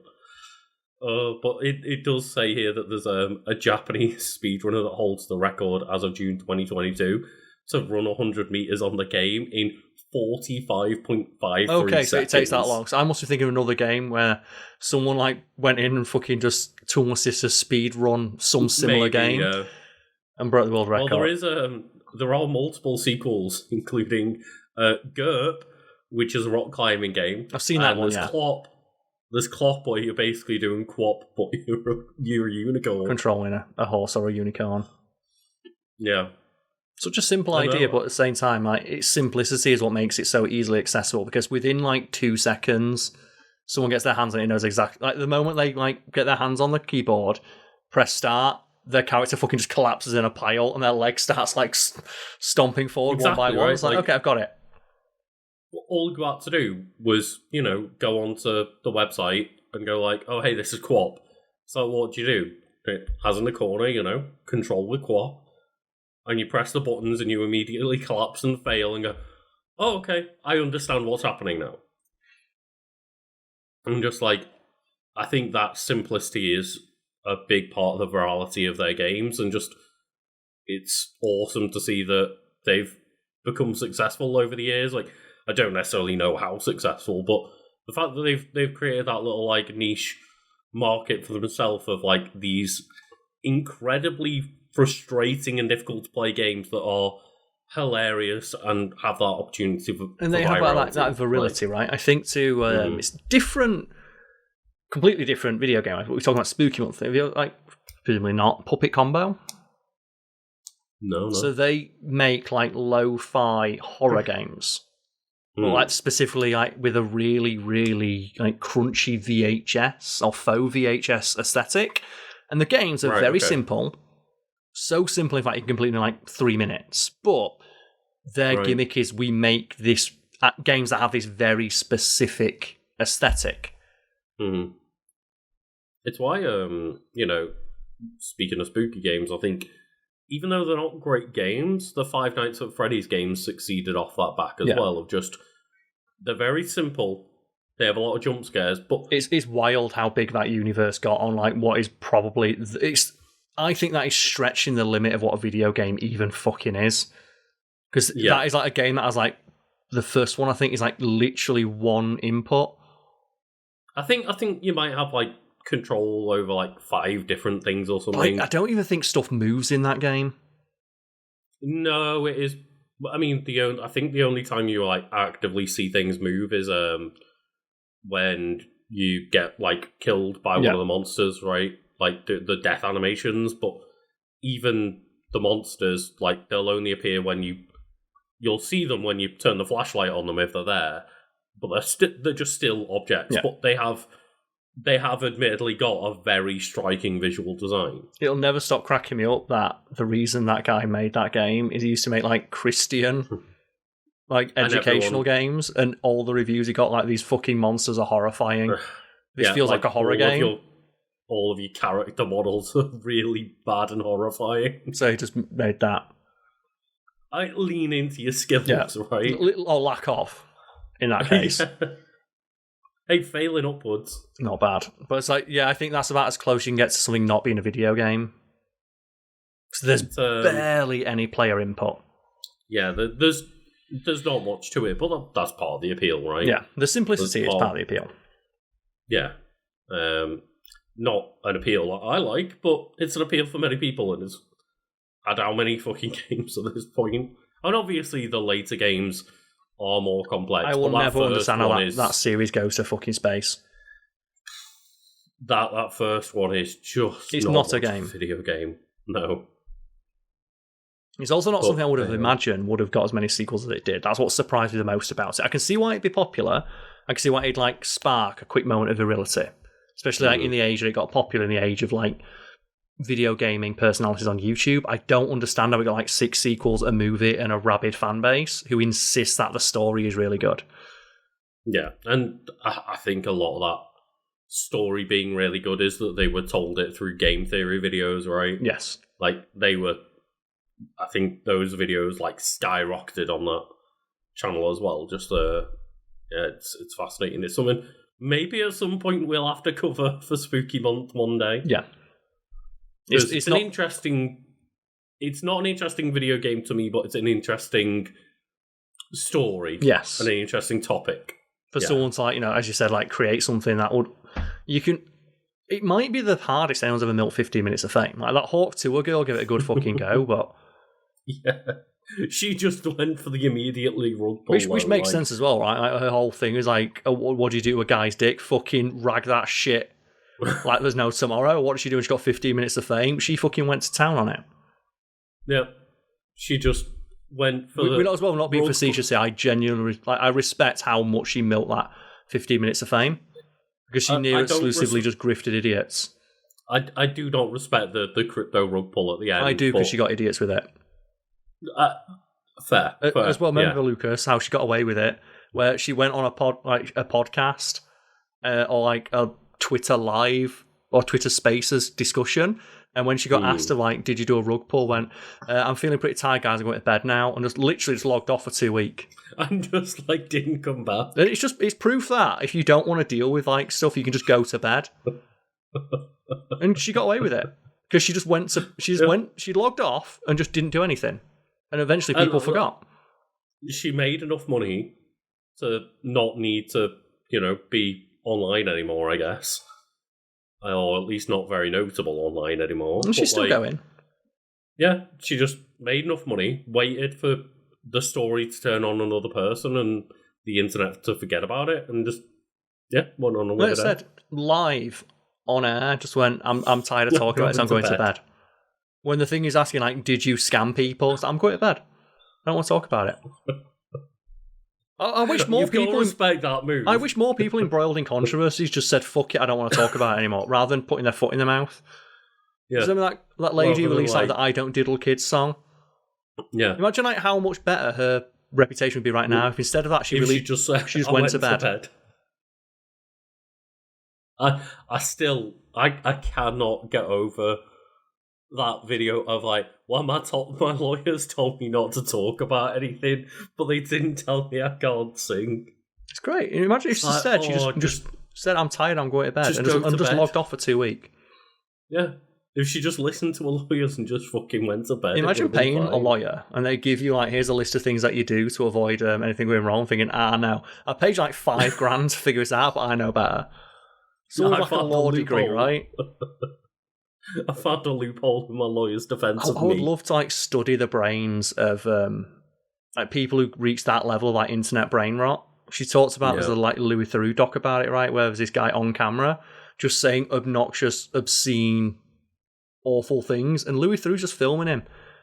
And the guy like seemingly doesn't seem to care that people are going to watch this, you know, but he lacks the ability to see like more than 5 minutes into the future because it's not happening live. He doesn't care. Yeah, and like there's one of his friends turns around, there's like earlier had been recorded assaulting a person, and it's like, you know, the police are after you now, right? And he's like, what do you mean? He's like, well, we watched you assault somebody. He's like, did you report me to the police? It's like, yes, I watched you assault a person and punch them. Like, what did you expect to happen here? What happened recently? We're not best bros. So I follow like Breaking Bad stuff, and there's like the lady who owns the Breaking Bad house, where like the family lived. Like she fucking hates when people come visit her house, but she gave permission to a streamer. It's like, oh, I want to do a walk around in the area. And it's like, sure, you can do that. And the streamer turned up with like 3 busloads of people for the tour. And the lady's like, I'm not fucking letting you in, I'm calling the police. And the streamer's like, the video you see is like the streamer's outside the house, like yelling at them, let me in. And they don't understand why this random lady doesn't want like 30 to 50 people just wandering around her house. And they cannot fathom why she won't let them do it.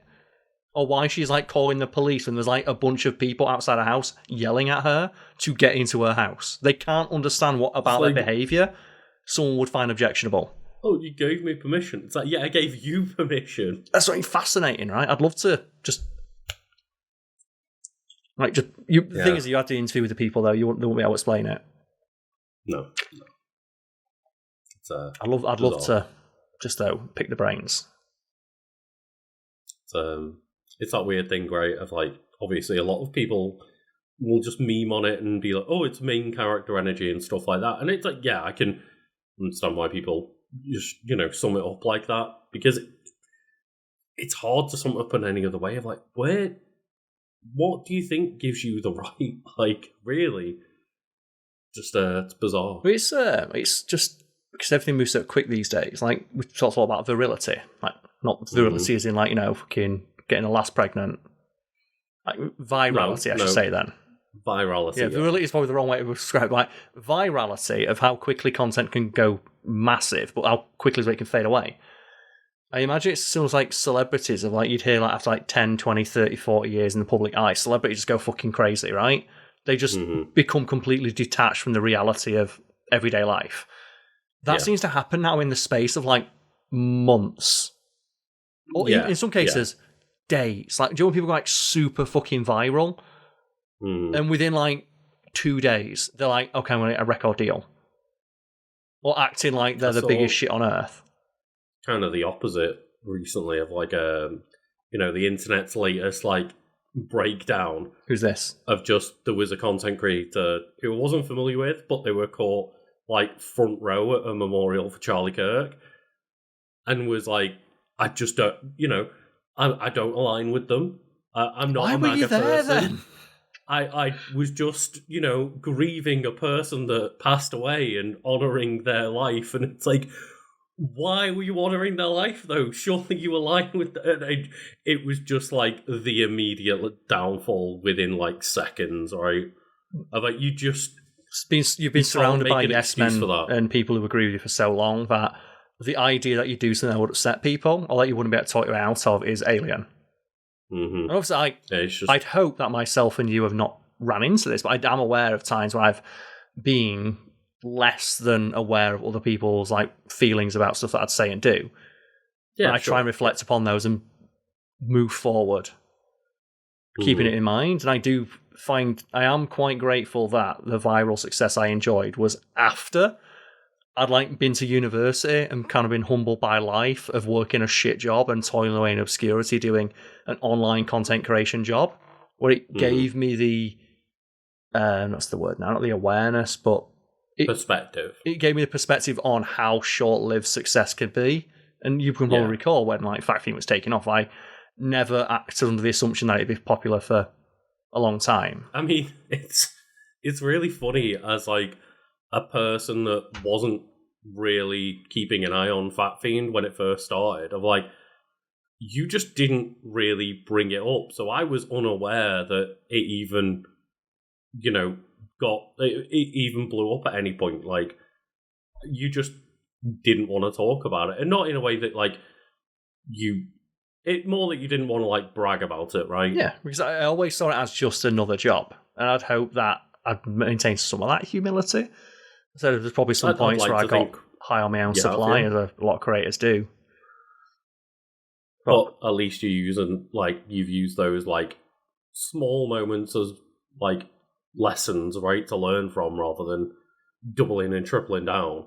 So I suppose I find it so fascinating because I had my running with it and I think I got out relatively unscathed. I'm not, like, crazy or there's no, like, controversy on my beating my wife or like fucking throwing a dog out a window or something. Well, where's that skeleton come from in the background? That's true, that there's literally skeletons in my closet.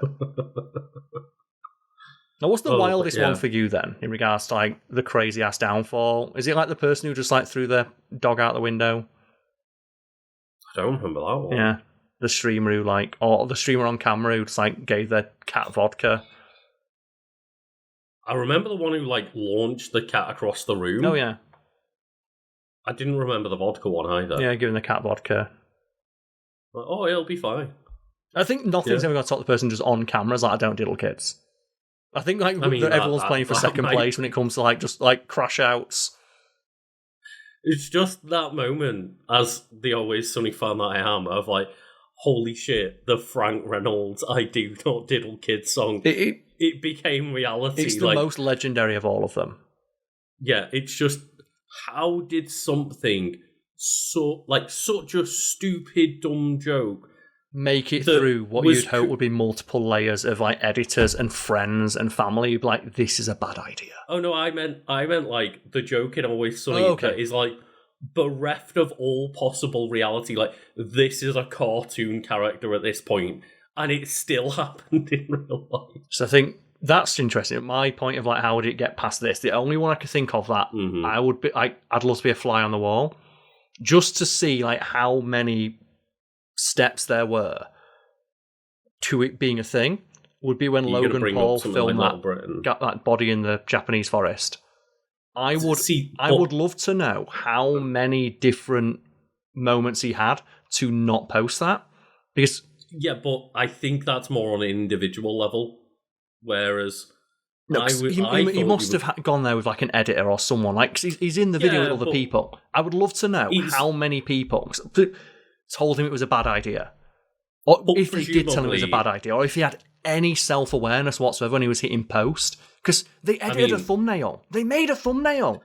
That takes time. Clearly, the self-awareness must have been absolute zero, but I wonder if at that point, at that level of like, YouTube popularity, are you just surrounded by a few yes men that will do whatever you think is a good idea? But at some point, sure, you've got some level of self-awareness, and that's why I think I would love to know, was there any hesitation whatsoever before he clicked post? Because surely when even if you, it's the thing, because when we were making Fact Fiend, if I'd have asked you to edit a video and I'd sent you a picture of me in front of like a dead body and said, can you make this into a funny thumbnail? Would you have hesitated? I'd hope you would, right? Yeah, I think I might have had a word with you at that point, yeah. But that's why it fascinates me. I'm more fascinated by the ones where it's things like, I was going to bring up Little Britain. Oh, yeah. Of, like, things like that where it's, like, on the BBC. And they've got... And it's, like, that's got to have gone through so many levels of writing, production, filming, Hey, don't forget makeup editing. tests. So for context, Little Britain is a sketch show. Thankfully, fucking dead and buried now, but star two very popular comedians to this day, Matt Lucas and David Williams, and multiple sketches have them in yellow and brown face. And I would love to have just seen how many different points they had to not film those sketches. Nearly every single skit is a skit on, some stereotype. It's a joke about being racist or homophobic or sexist or, ableist and things like that. And, like... there are also some which you point out, but not funny.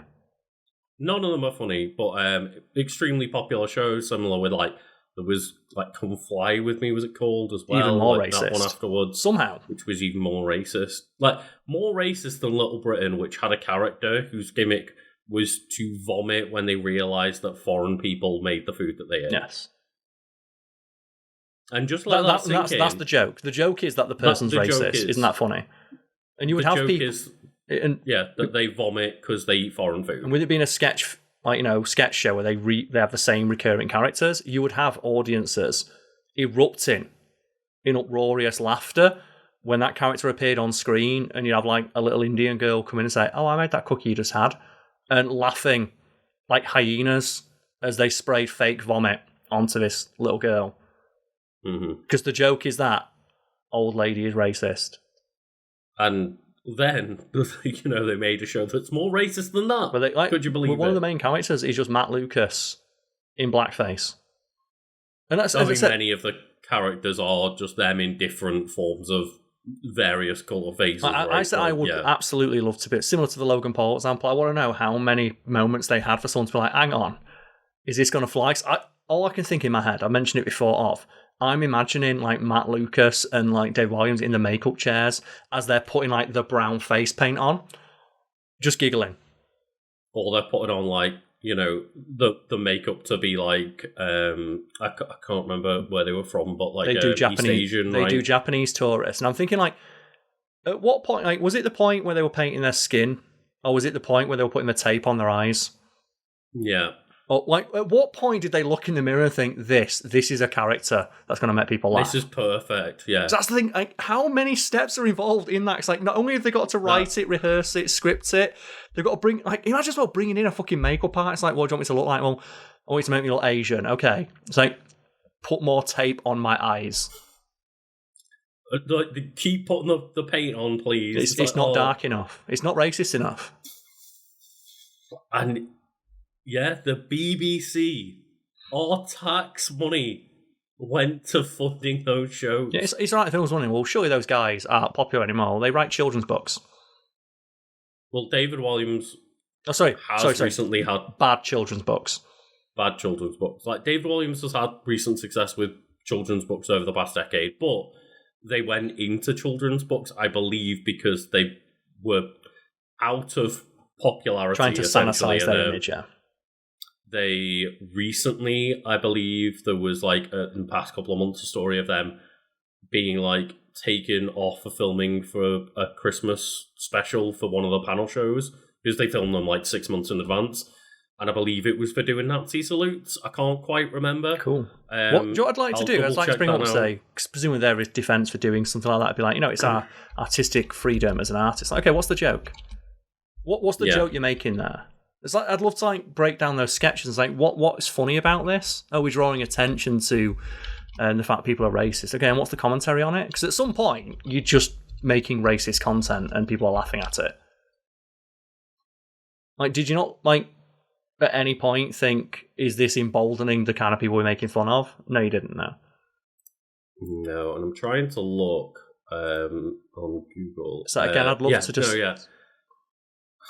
So the BBC News article is, David Walliams' Nazi salute unacceptable, BBC says. So I guess I'm glad the BBC have taken a stance on something. The thing is, like, what's the joke? What is funny about that? Like, if you say, "Oh, I'm challenging people," by doing what? What about that is challenging people? You're doing something that you know is intentionally upsetting. That's not funny? You're a comedian. Be funny. Yeah, apparently we're going to be on an episode of Would I Lie to You, and they made 2 Nazi salutes during a recording of the panel show. There you go, 2. It's doubly funny. It's like, how are these people on TV and making Again, I just think, let them do it. And come out and say, can you explain to me, I don't quite get that joke you're making there, David? Yeah. Can you explain it to me? I'm not operating on the level that you are. Clearly you're operating on literally a higher level. And if I lifted my hand as high as they think the level he's operating on... It's like, you know what? Don't let it die. No, like, bring it back out. A couple of news articles.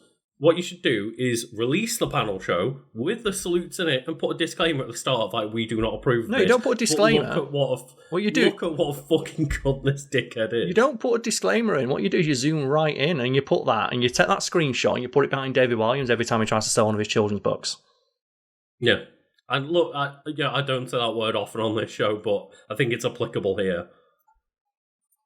You know, I don't take offence to the word. I apologise for anyone that does, but goddamn, at this point, like, you know, you have to use that word for certain people. It's also known as well, like, people in the industry, like David Walliams, legendary dickhead. Yeah, and there's plenty of controversy, I'm sure, that on top of what we've already discussed, we could bring up about Matt Lucas as well. I don't think they've gone quite as far as, like, doing a salute on the Bake Off yet, but we'll see. Maybe next week. I think he's just not as funny. I think he's also just a terrible person as well. You've got to be right. On some level, you kind of have to be.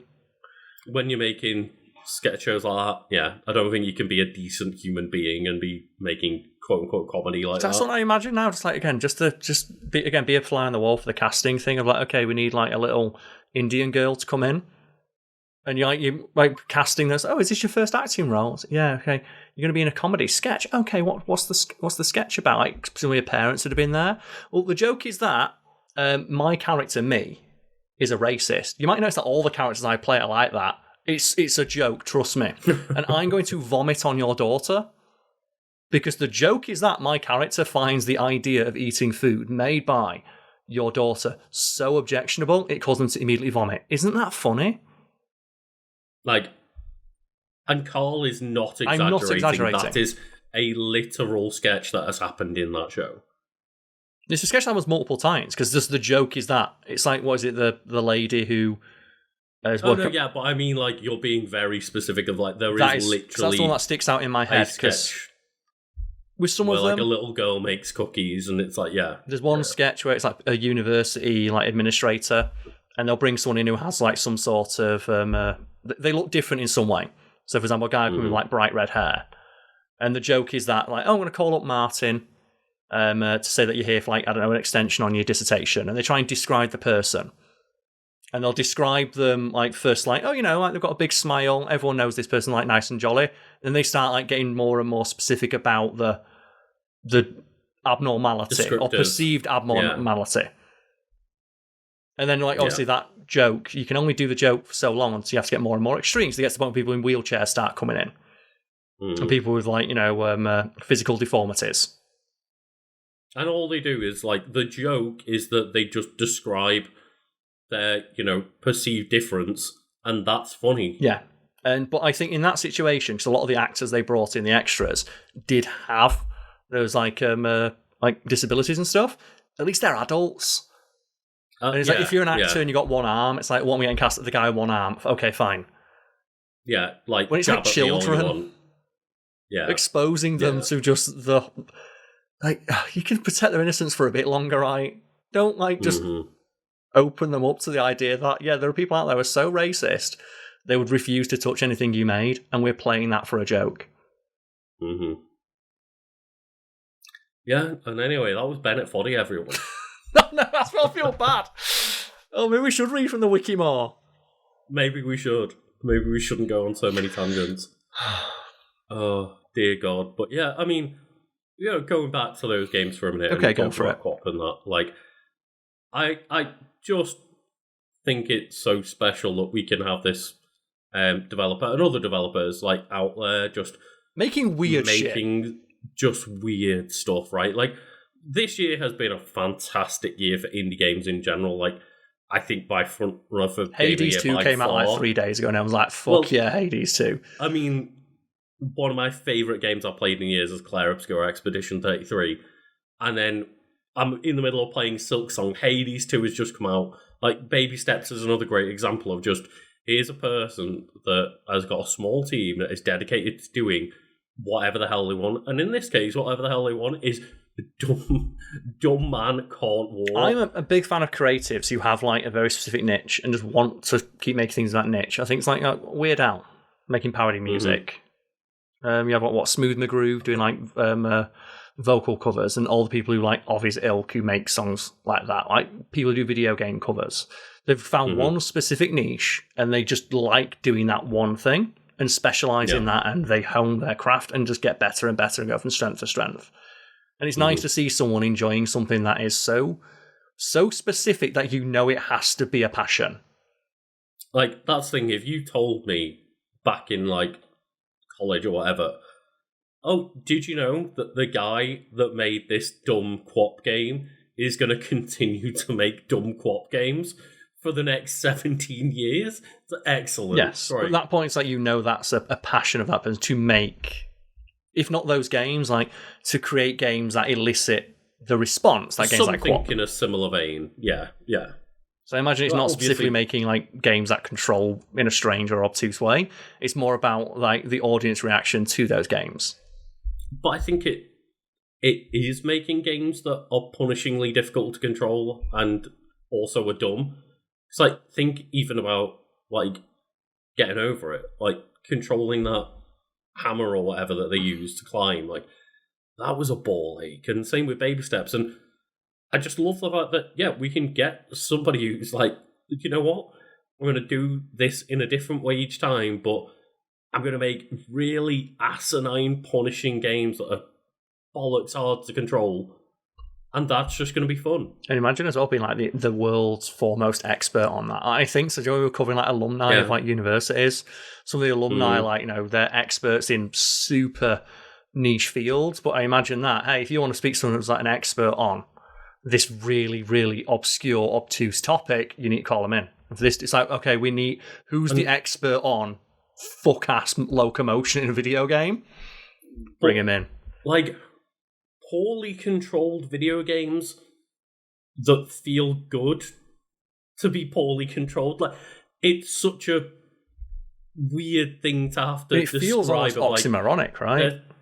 They're so skilled at making it good to play a terribly controlled game. Yeah, they somehow make something that would, by definition, be obnoxious and off-putting, but they somehow make it charming and endearing. That is a skill. It's a very specific skill, and not one that has a lot of like wider applications, but it's a skill nonetheless, and it's a skill that I appreciate and respect. Yeah, 100%. Like, you wouldn't want, FIFA to control like quad. I fucking would though. I play that game. I kind of would enjoy a FIFA game that played like quad. The only player who should control like quad should be the goalkeeper for penalties. It should control like quap for penalties, and both players should have to control it like quap. I feel like that'd make penalties fair, because penalties are so frustrating a mechanic in like a lot of football games, right? 'Cause it's just the tactic of just running into the box and getting slide tackle like penalty. It's realistic, but it's fucking annoying. Oh god, it's I swear in one of them they gave you the ability to dive. I can't remember what game it was. It was Red Card Soccer or not. No, I feel like there was like a Pro Evo. There was a Pro Evo that let you do it. There was a Pro Evo game that let you dive, which means people don't know. In sports vernacular, diving is like you get tapped on the back of the ankle and you dive, you flop to make it look as if you were more injured or hurt. I believe the football term now that they use is simulation. Simulation. Is that the official term? You simulate falling down in and being fouled. Yeah. Yes, and it is a tactic. It's a frowned upon tactic because it is technically against the rules, but it's only against the rules if you get caught. Mm-hmm. And it's a good way of like, hey, if you're going to get tackled somewhere near the box, and if that happens, you get a penalty. And obviously, if you didn't do it convincingly enough, you'd get like either a yellow or red card. It's the risk you take at that point, right? That's there was an actual like game that put in the ability to like dive, and the game would try and figure out whether you were convincing enough. Like it or not, it is a part of football. Yeah, players don't. I get not the players will probably talk about it, but I guess like the people in charge of the money don't want to admit that some aspects of football is fake, or there's like people taking advantage or being dishonest, because it is very unsportsmanlike, but it is a part of the game. Yeah. It's like boxing, right? Yeah. Like a lot of boxing games, at least good ones, have the ability to hit your opponent below the belt. Yeah. It's like, obviously, it's not it's against the rules, but it's to ignore that it's a thing that happens would be like going back to one point though. Like, you know, I would love to play a video game where it's a sports game where you control poorly, like you do in Baby Steps or something. Don't play that 2008 Beijing Olympics game. That controls like shit. I wouldn't want it to be, you know, your every year sports title. No. You know, your annual sports title. Like, I wouldn't want the main football game in the world to be a game that controls terribly. I would. But there is an element where you're like, but it would be fun. It'd be very fun. If you did it right, it would be very funny. But it'd only be fun for like a little bit, much like Quap, right? Mm-hmm. I don't feel like Quap is a game that you can sit down and like, okay, start to play Quap for like another 6 hours. Yeah, exactly. Unless you're a very patient person and want to learn that speed run. I want Quap in VR, so it's just, oh my god, like the most vomit-inducing thing imaginable. Oh god, Baby Steps in VR and you just like stop falling down a mountain at 50 What's that idea we had? We said like we want like a Octodad style Star Wars game where you control General Grievous, right? We said like you want one person controlling each lightsaber. Yeah. I think that could work. The ability to obviously like friendly fire yourself. Yeah. Just immediately all 4 of your limbs get cut The one off. that I don't get is how has there never been like a Megazord game like that? Where you control the Megazord, but you control like something equivalent. And each person controls like one limb. Yeah. Or one aspect of the Megazord. Like, okay, this person's controlling the movement, someone's controlling the fighting, someone's controlling like, you know, the cameras to let you know where everything is. God, I mean, it'd be a terrible game to play for a prolonged period of time. But I can imagine that being a lot of fun for like, you know, But what happens to the fifth ranger who gets given like the head to control? It's a bit disappointing. But yeah, you could totally do like two people are in charge of walking / kicking. One person gets a sword on the arm. But I want it in VR, shield on the arm. and I want you to be sat in the fucking like command in the middle. The command, and that's your only view. Your only view is like outside, like the cockpit of the chess piece, and you've just got to figure it out. Oh god, it's one game that I wish I would have had a chance to play properly, and you know, no one has like VR setups and stuff, so it's just a ball ache to try and figure out. But that Star Trek like bridge command game, that looks like that scratches a very specific itch, and if you're the kind of person who has that itch, that game is like your forever game. Because that's essentially a less action-based version of what we're talking about, like actually being on the bridge and being at everyone's got their own control systems and stuff. Yeah.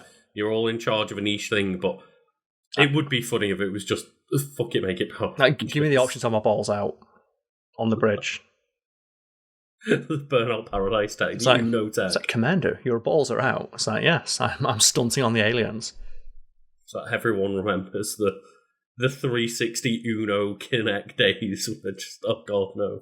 As you mentioned Burnout, so back in the days where Kinect was mandatory, Burnout tried to... It was when it was optional. Okay, but like there was a point where it was but there was a Kinect edition to one of the Burnout games where it's like, oh, if you crash into someone, it'll take a screenshot of them or their room at the time. And the idea was, when you crash into someone, you'll get a screenshot of the person being like, oh no, god damn it, you got me. 90% of it is just someone's balls. Every time you crash into someone, the camera pointed straight into the straight into every their, time. or them not realising it's on, and it's just them on their bed. Oh God! It was like, oh, won't it be so fun? Like you'll see your avatar or their angry face as you beat their record on like a road time or something. And it was always just 90% their balls. Like, I've got a story that concerns this. I can end on it if you like. Yeah, let's go. Okay, so I'm gonna have to change some names here. But many years ago, I went to a house party, and at this house party, there was a girl who turned up that none of us recognised. And just because it was a big house party, we just assumed that maybe it was a friend of a friend. Like, one of our friends brought somebody and they didn't know many people. And it got to about like 10 o'clock at night and they disappeared. I'm like, oh, they must have gone. And then got to about 1 o'clock in the morning, we were thinking about, turning in for the night. So I was like, that girl's in your bed. What? She's in your bed with your cousin, mate. I guess my cousin got laid, whatever. And we wake up in the morning. And then we get there in the morning and sat there thinking, the cousin comes down and it's like, do you know what that is? Like, no, I thought you knew her. And we all sat there and we went through all of it and we realised no one knew who she was because we called up people. And she was still upstairs. And it turns out that that guy, my friend's cousin, and my friend had been on Xbox Live on random game chat in Halo. And had been arranging that house party. And they just overheard that girl was in their room on Halo. They didn't realise that she could overhear them talking out loud and just came to the house party. Turned up, slept in that guy's bed, fucked his cousin, and then got a taxi home. And we never saw her again. What power play. But it's just the thing of when they realise oh, that must be how she did it. Yeah. I mean, because obviously, if anyone wondered how do you know that's what happened, we queried a few people who talked to her, and she mentioned about knowing you guys off of Xbox, and they checked their Xbox thing, and was oh, that must have been what happened. And I like to think in my head that before they left, they just did a quick teabag, just to assert the dominance for. It's more just I don't know whether or not, again, to be a fly on the wall and ask, at what point, if any, did you question what you were doing? Was it when you heard the two people you don't know talking about a house party? Was it when you were booking the taxi? Is it when you turned up to the house and no one knew who you were? Is it when you got? Honestly, is it when you drank she drank all the people's beer as well? Is it when you went upstairs and climbed into the stranger's bed and fucked his cousin? Again, it's just a power play. It's the most power of power plays. I just again, to be a fly on the wall of did you think about what was going on at any point? The answer is no. But I need you to confirm this because I can't fathom it. I just hope they turn on their Xbox next day and it's got you. Just see the message from random player online. Oh God. What mysterious person. What a mysterious hero. I can only respect it at that point, the dedication involved. So unexpected, right? Do not do that. Again, don't do it. Clarify. It's the worst idea I think I've ever heard. It's not a wise thing to do. It's a dickhead move. And it's probably not safe at all. It reminds me of when I was streaming once, and someone said, "Oh, you're doing anything for bonfire night?" And I mentioned offhand, at the time I lived in a flat, so a few of my friends were going to go to the roof of my flat. So somebody in the Twitch chat's can I come to that? And it's no. So I'm not going to just give my address out online to a stranger. Because I always have that in my head of even by accident. One day, I'm just going to make your home address one of the PPs. Don't do it. Just keep an eye out, people. Keep an eye out, yeah. There's clues in every episode. Yeah. You just don't know Lucas, the Puppet Master. Well, yeah, that's a real story. That really happened to somebody else. One day, the pet of the week's just going to be it's just a picture of my front fucking door, right? Pet of the week is a cat, but it's in front of my front door. Oh, dear God. Yeah. Thank you all to, the PPs and the big PPs, of course. Thank you to our pal. Our pals. Our pals.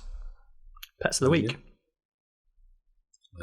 Thank you all who's watched to the end as well. And hope everyone has a lovely day. Cheers. See you all next time. Are you sure you just don't want to go for, oh, hi, audience, you're my favourite Patreon subscriber? Oh, I mean, you told me to start the conversation, but That's if you true. want to open with that, then by all means, just start with that. Oh, hi. I'm aware of the fact that people think I do a good Tommy Wiseau impression, by which I mean I do a terrible one, but how can you possibly do a worse impression than he did? Yeah, how can you do Tommy Wiseau worse than Tommy Wiseau did in life? In that movie, it's great. My favourite part of that movie is just like, oh, hi, doggy. How much is it? It'll be $18. Here you go. Keep the change. Hi, doggy. You're my favourite customer. Thanks a lot. Bye. Speaking of our favourite customers, Karl. Yes. Should we get into the shout-outs? Because, these are maybe not our favourite customers, but these are the supporters that help us out the most. So they subscribe on the highest tier, and we need to shout them out every month to just show our appreciation for keeping the lights and mics on. We don't need to, Lucas. We want to. Of course. A sentence I'm likely going to regret over the next 30 seconds or so, because a standing offer, a gauntlet I have thrown down onto the floor for our entire audience is go to our Patreon, subscribe at the highest tier, and come up with the most unpronounceable name you can just to watch us suffer. People have really taken that to heart this month. We've had to bring Google Translate into the mix at this point. It's getting there. Google Translate is not helpful. Fuck you, AI. But our first shout out is for series of emojis, which I'm now going to read out as best I can. So, fire emoji, dragon emoji, gorilla emoji, guy doing this emoji, nails on fleek emoji can't be displayed because we copy pasted it into Discord, skull emoji, demon emoji, angry hat emoji cannot be displayed, 3 emojis in a row that are the eyes wide mouth face emojis, mushroom emoji, smiley face emoji, and hedgehog doing a little jig. Yeah, this has gone to incomprehensible levels at this point. But speaking of emojis, we're up to hieroglyphics now. People are saying that's fucking hieroglyphics. You were challenging people to bring hieroglyphics into the mix. We called Wiki Weekends not the British Museum of Natural History. Right? But we do have more emojis here, like ghost emoji, little ghost, and ghost emoji. Yeah, that's a lot easier to pronounce than series of emojis that takes 30 to 40 seconds to say. But I do respect it. Look what you've done! You've completely turned into ghosts! Which means I can finally do this! And my day is not getting any easier because the next person who submitted their name in Nahuatl. A language I do not speak and I'm not familiar with, so let's give this a go, shall we? So, Tinakui, Horchata, Octilani, Tomi, Semasikapatia, Ta. Was that wrong? Was that offensive? Was that wrongly offensive? I mean, that's always the worry, right? It's like... Yo soy abogado. Yo soy abogado. But currently I have a nice, easy one, because it is to just say a special thanks to Split Screen. I was going to say I think Split Screen is referring to the moment where you realise that someone's screen watching you on GoldenEye and no! When I saw someone screen watching, I just got mad and started throwing hands, and I realised that if my brother is watching my side of a screen while playing GoldenEye, he's not watching his balls. You just... Don't screen watch!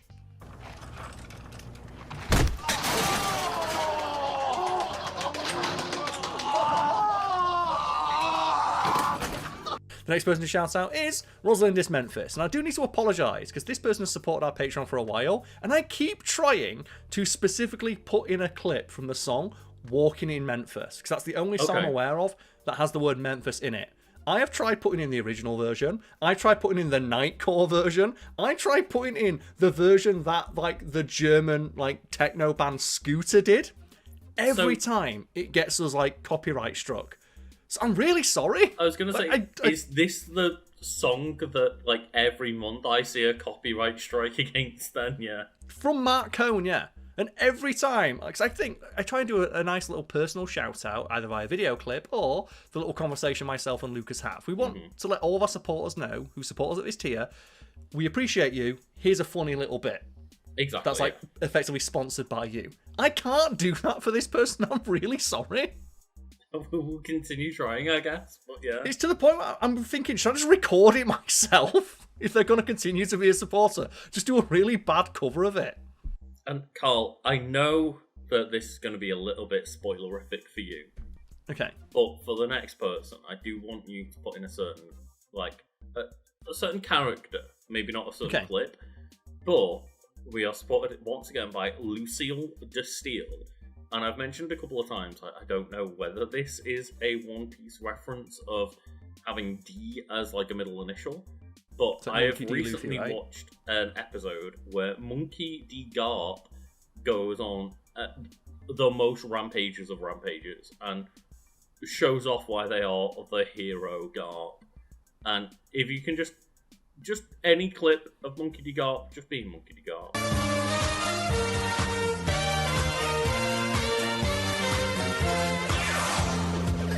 So the next person to shout out is Kicking Bucket, and then I can't decipher what they put here. So they put like a series of dots and dashes, and I'm not sure if it is, but it looks to me like, do you remember people use like those like keystrokes that aren't commonly seen on like a keyboard? So like show the little dude flipping the table.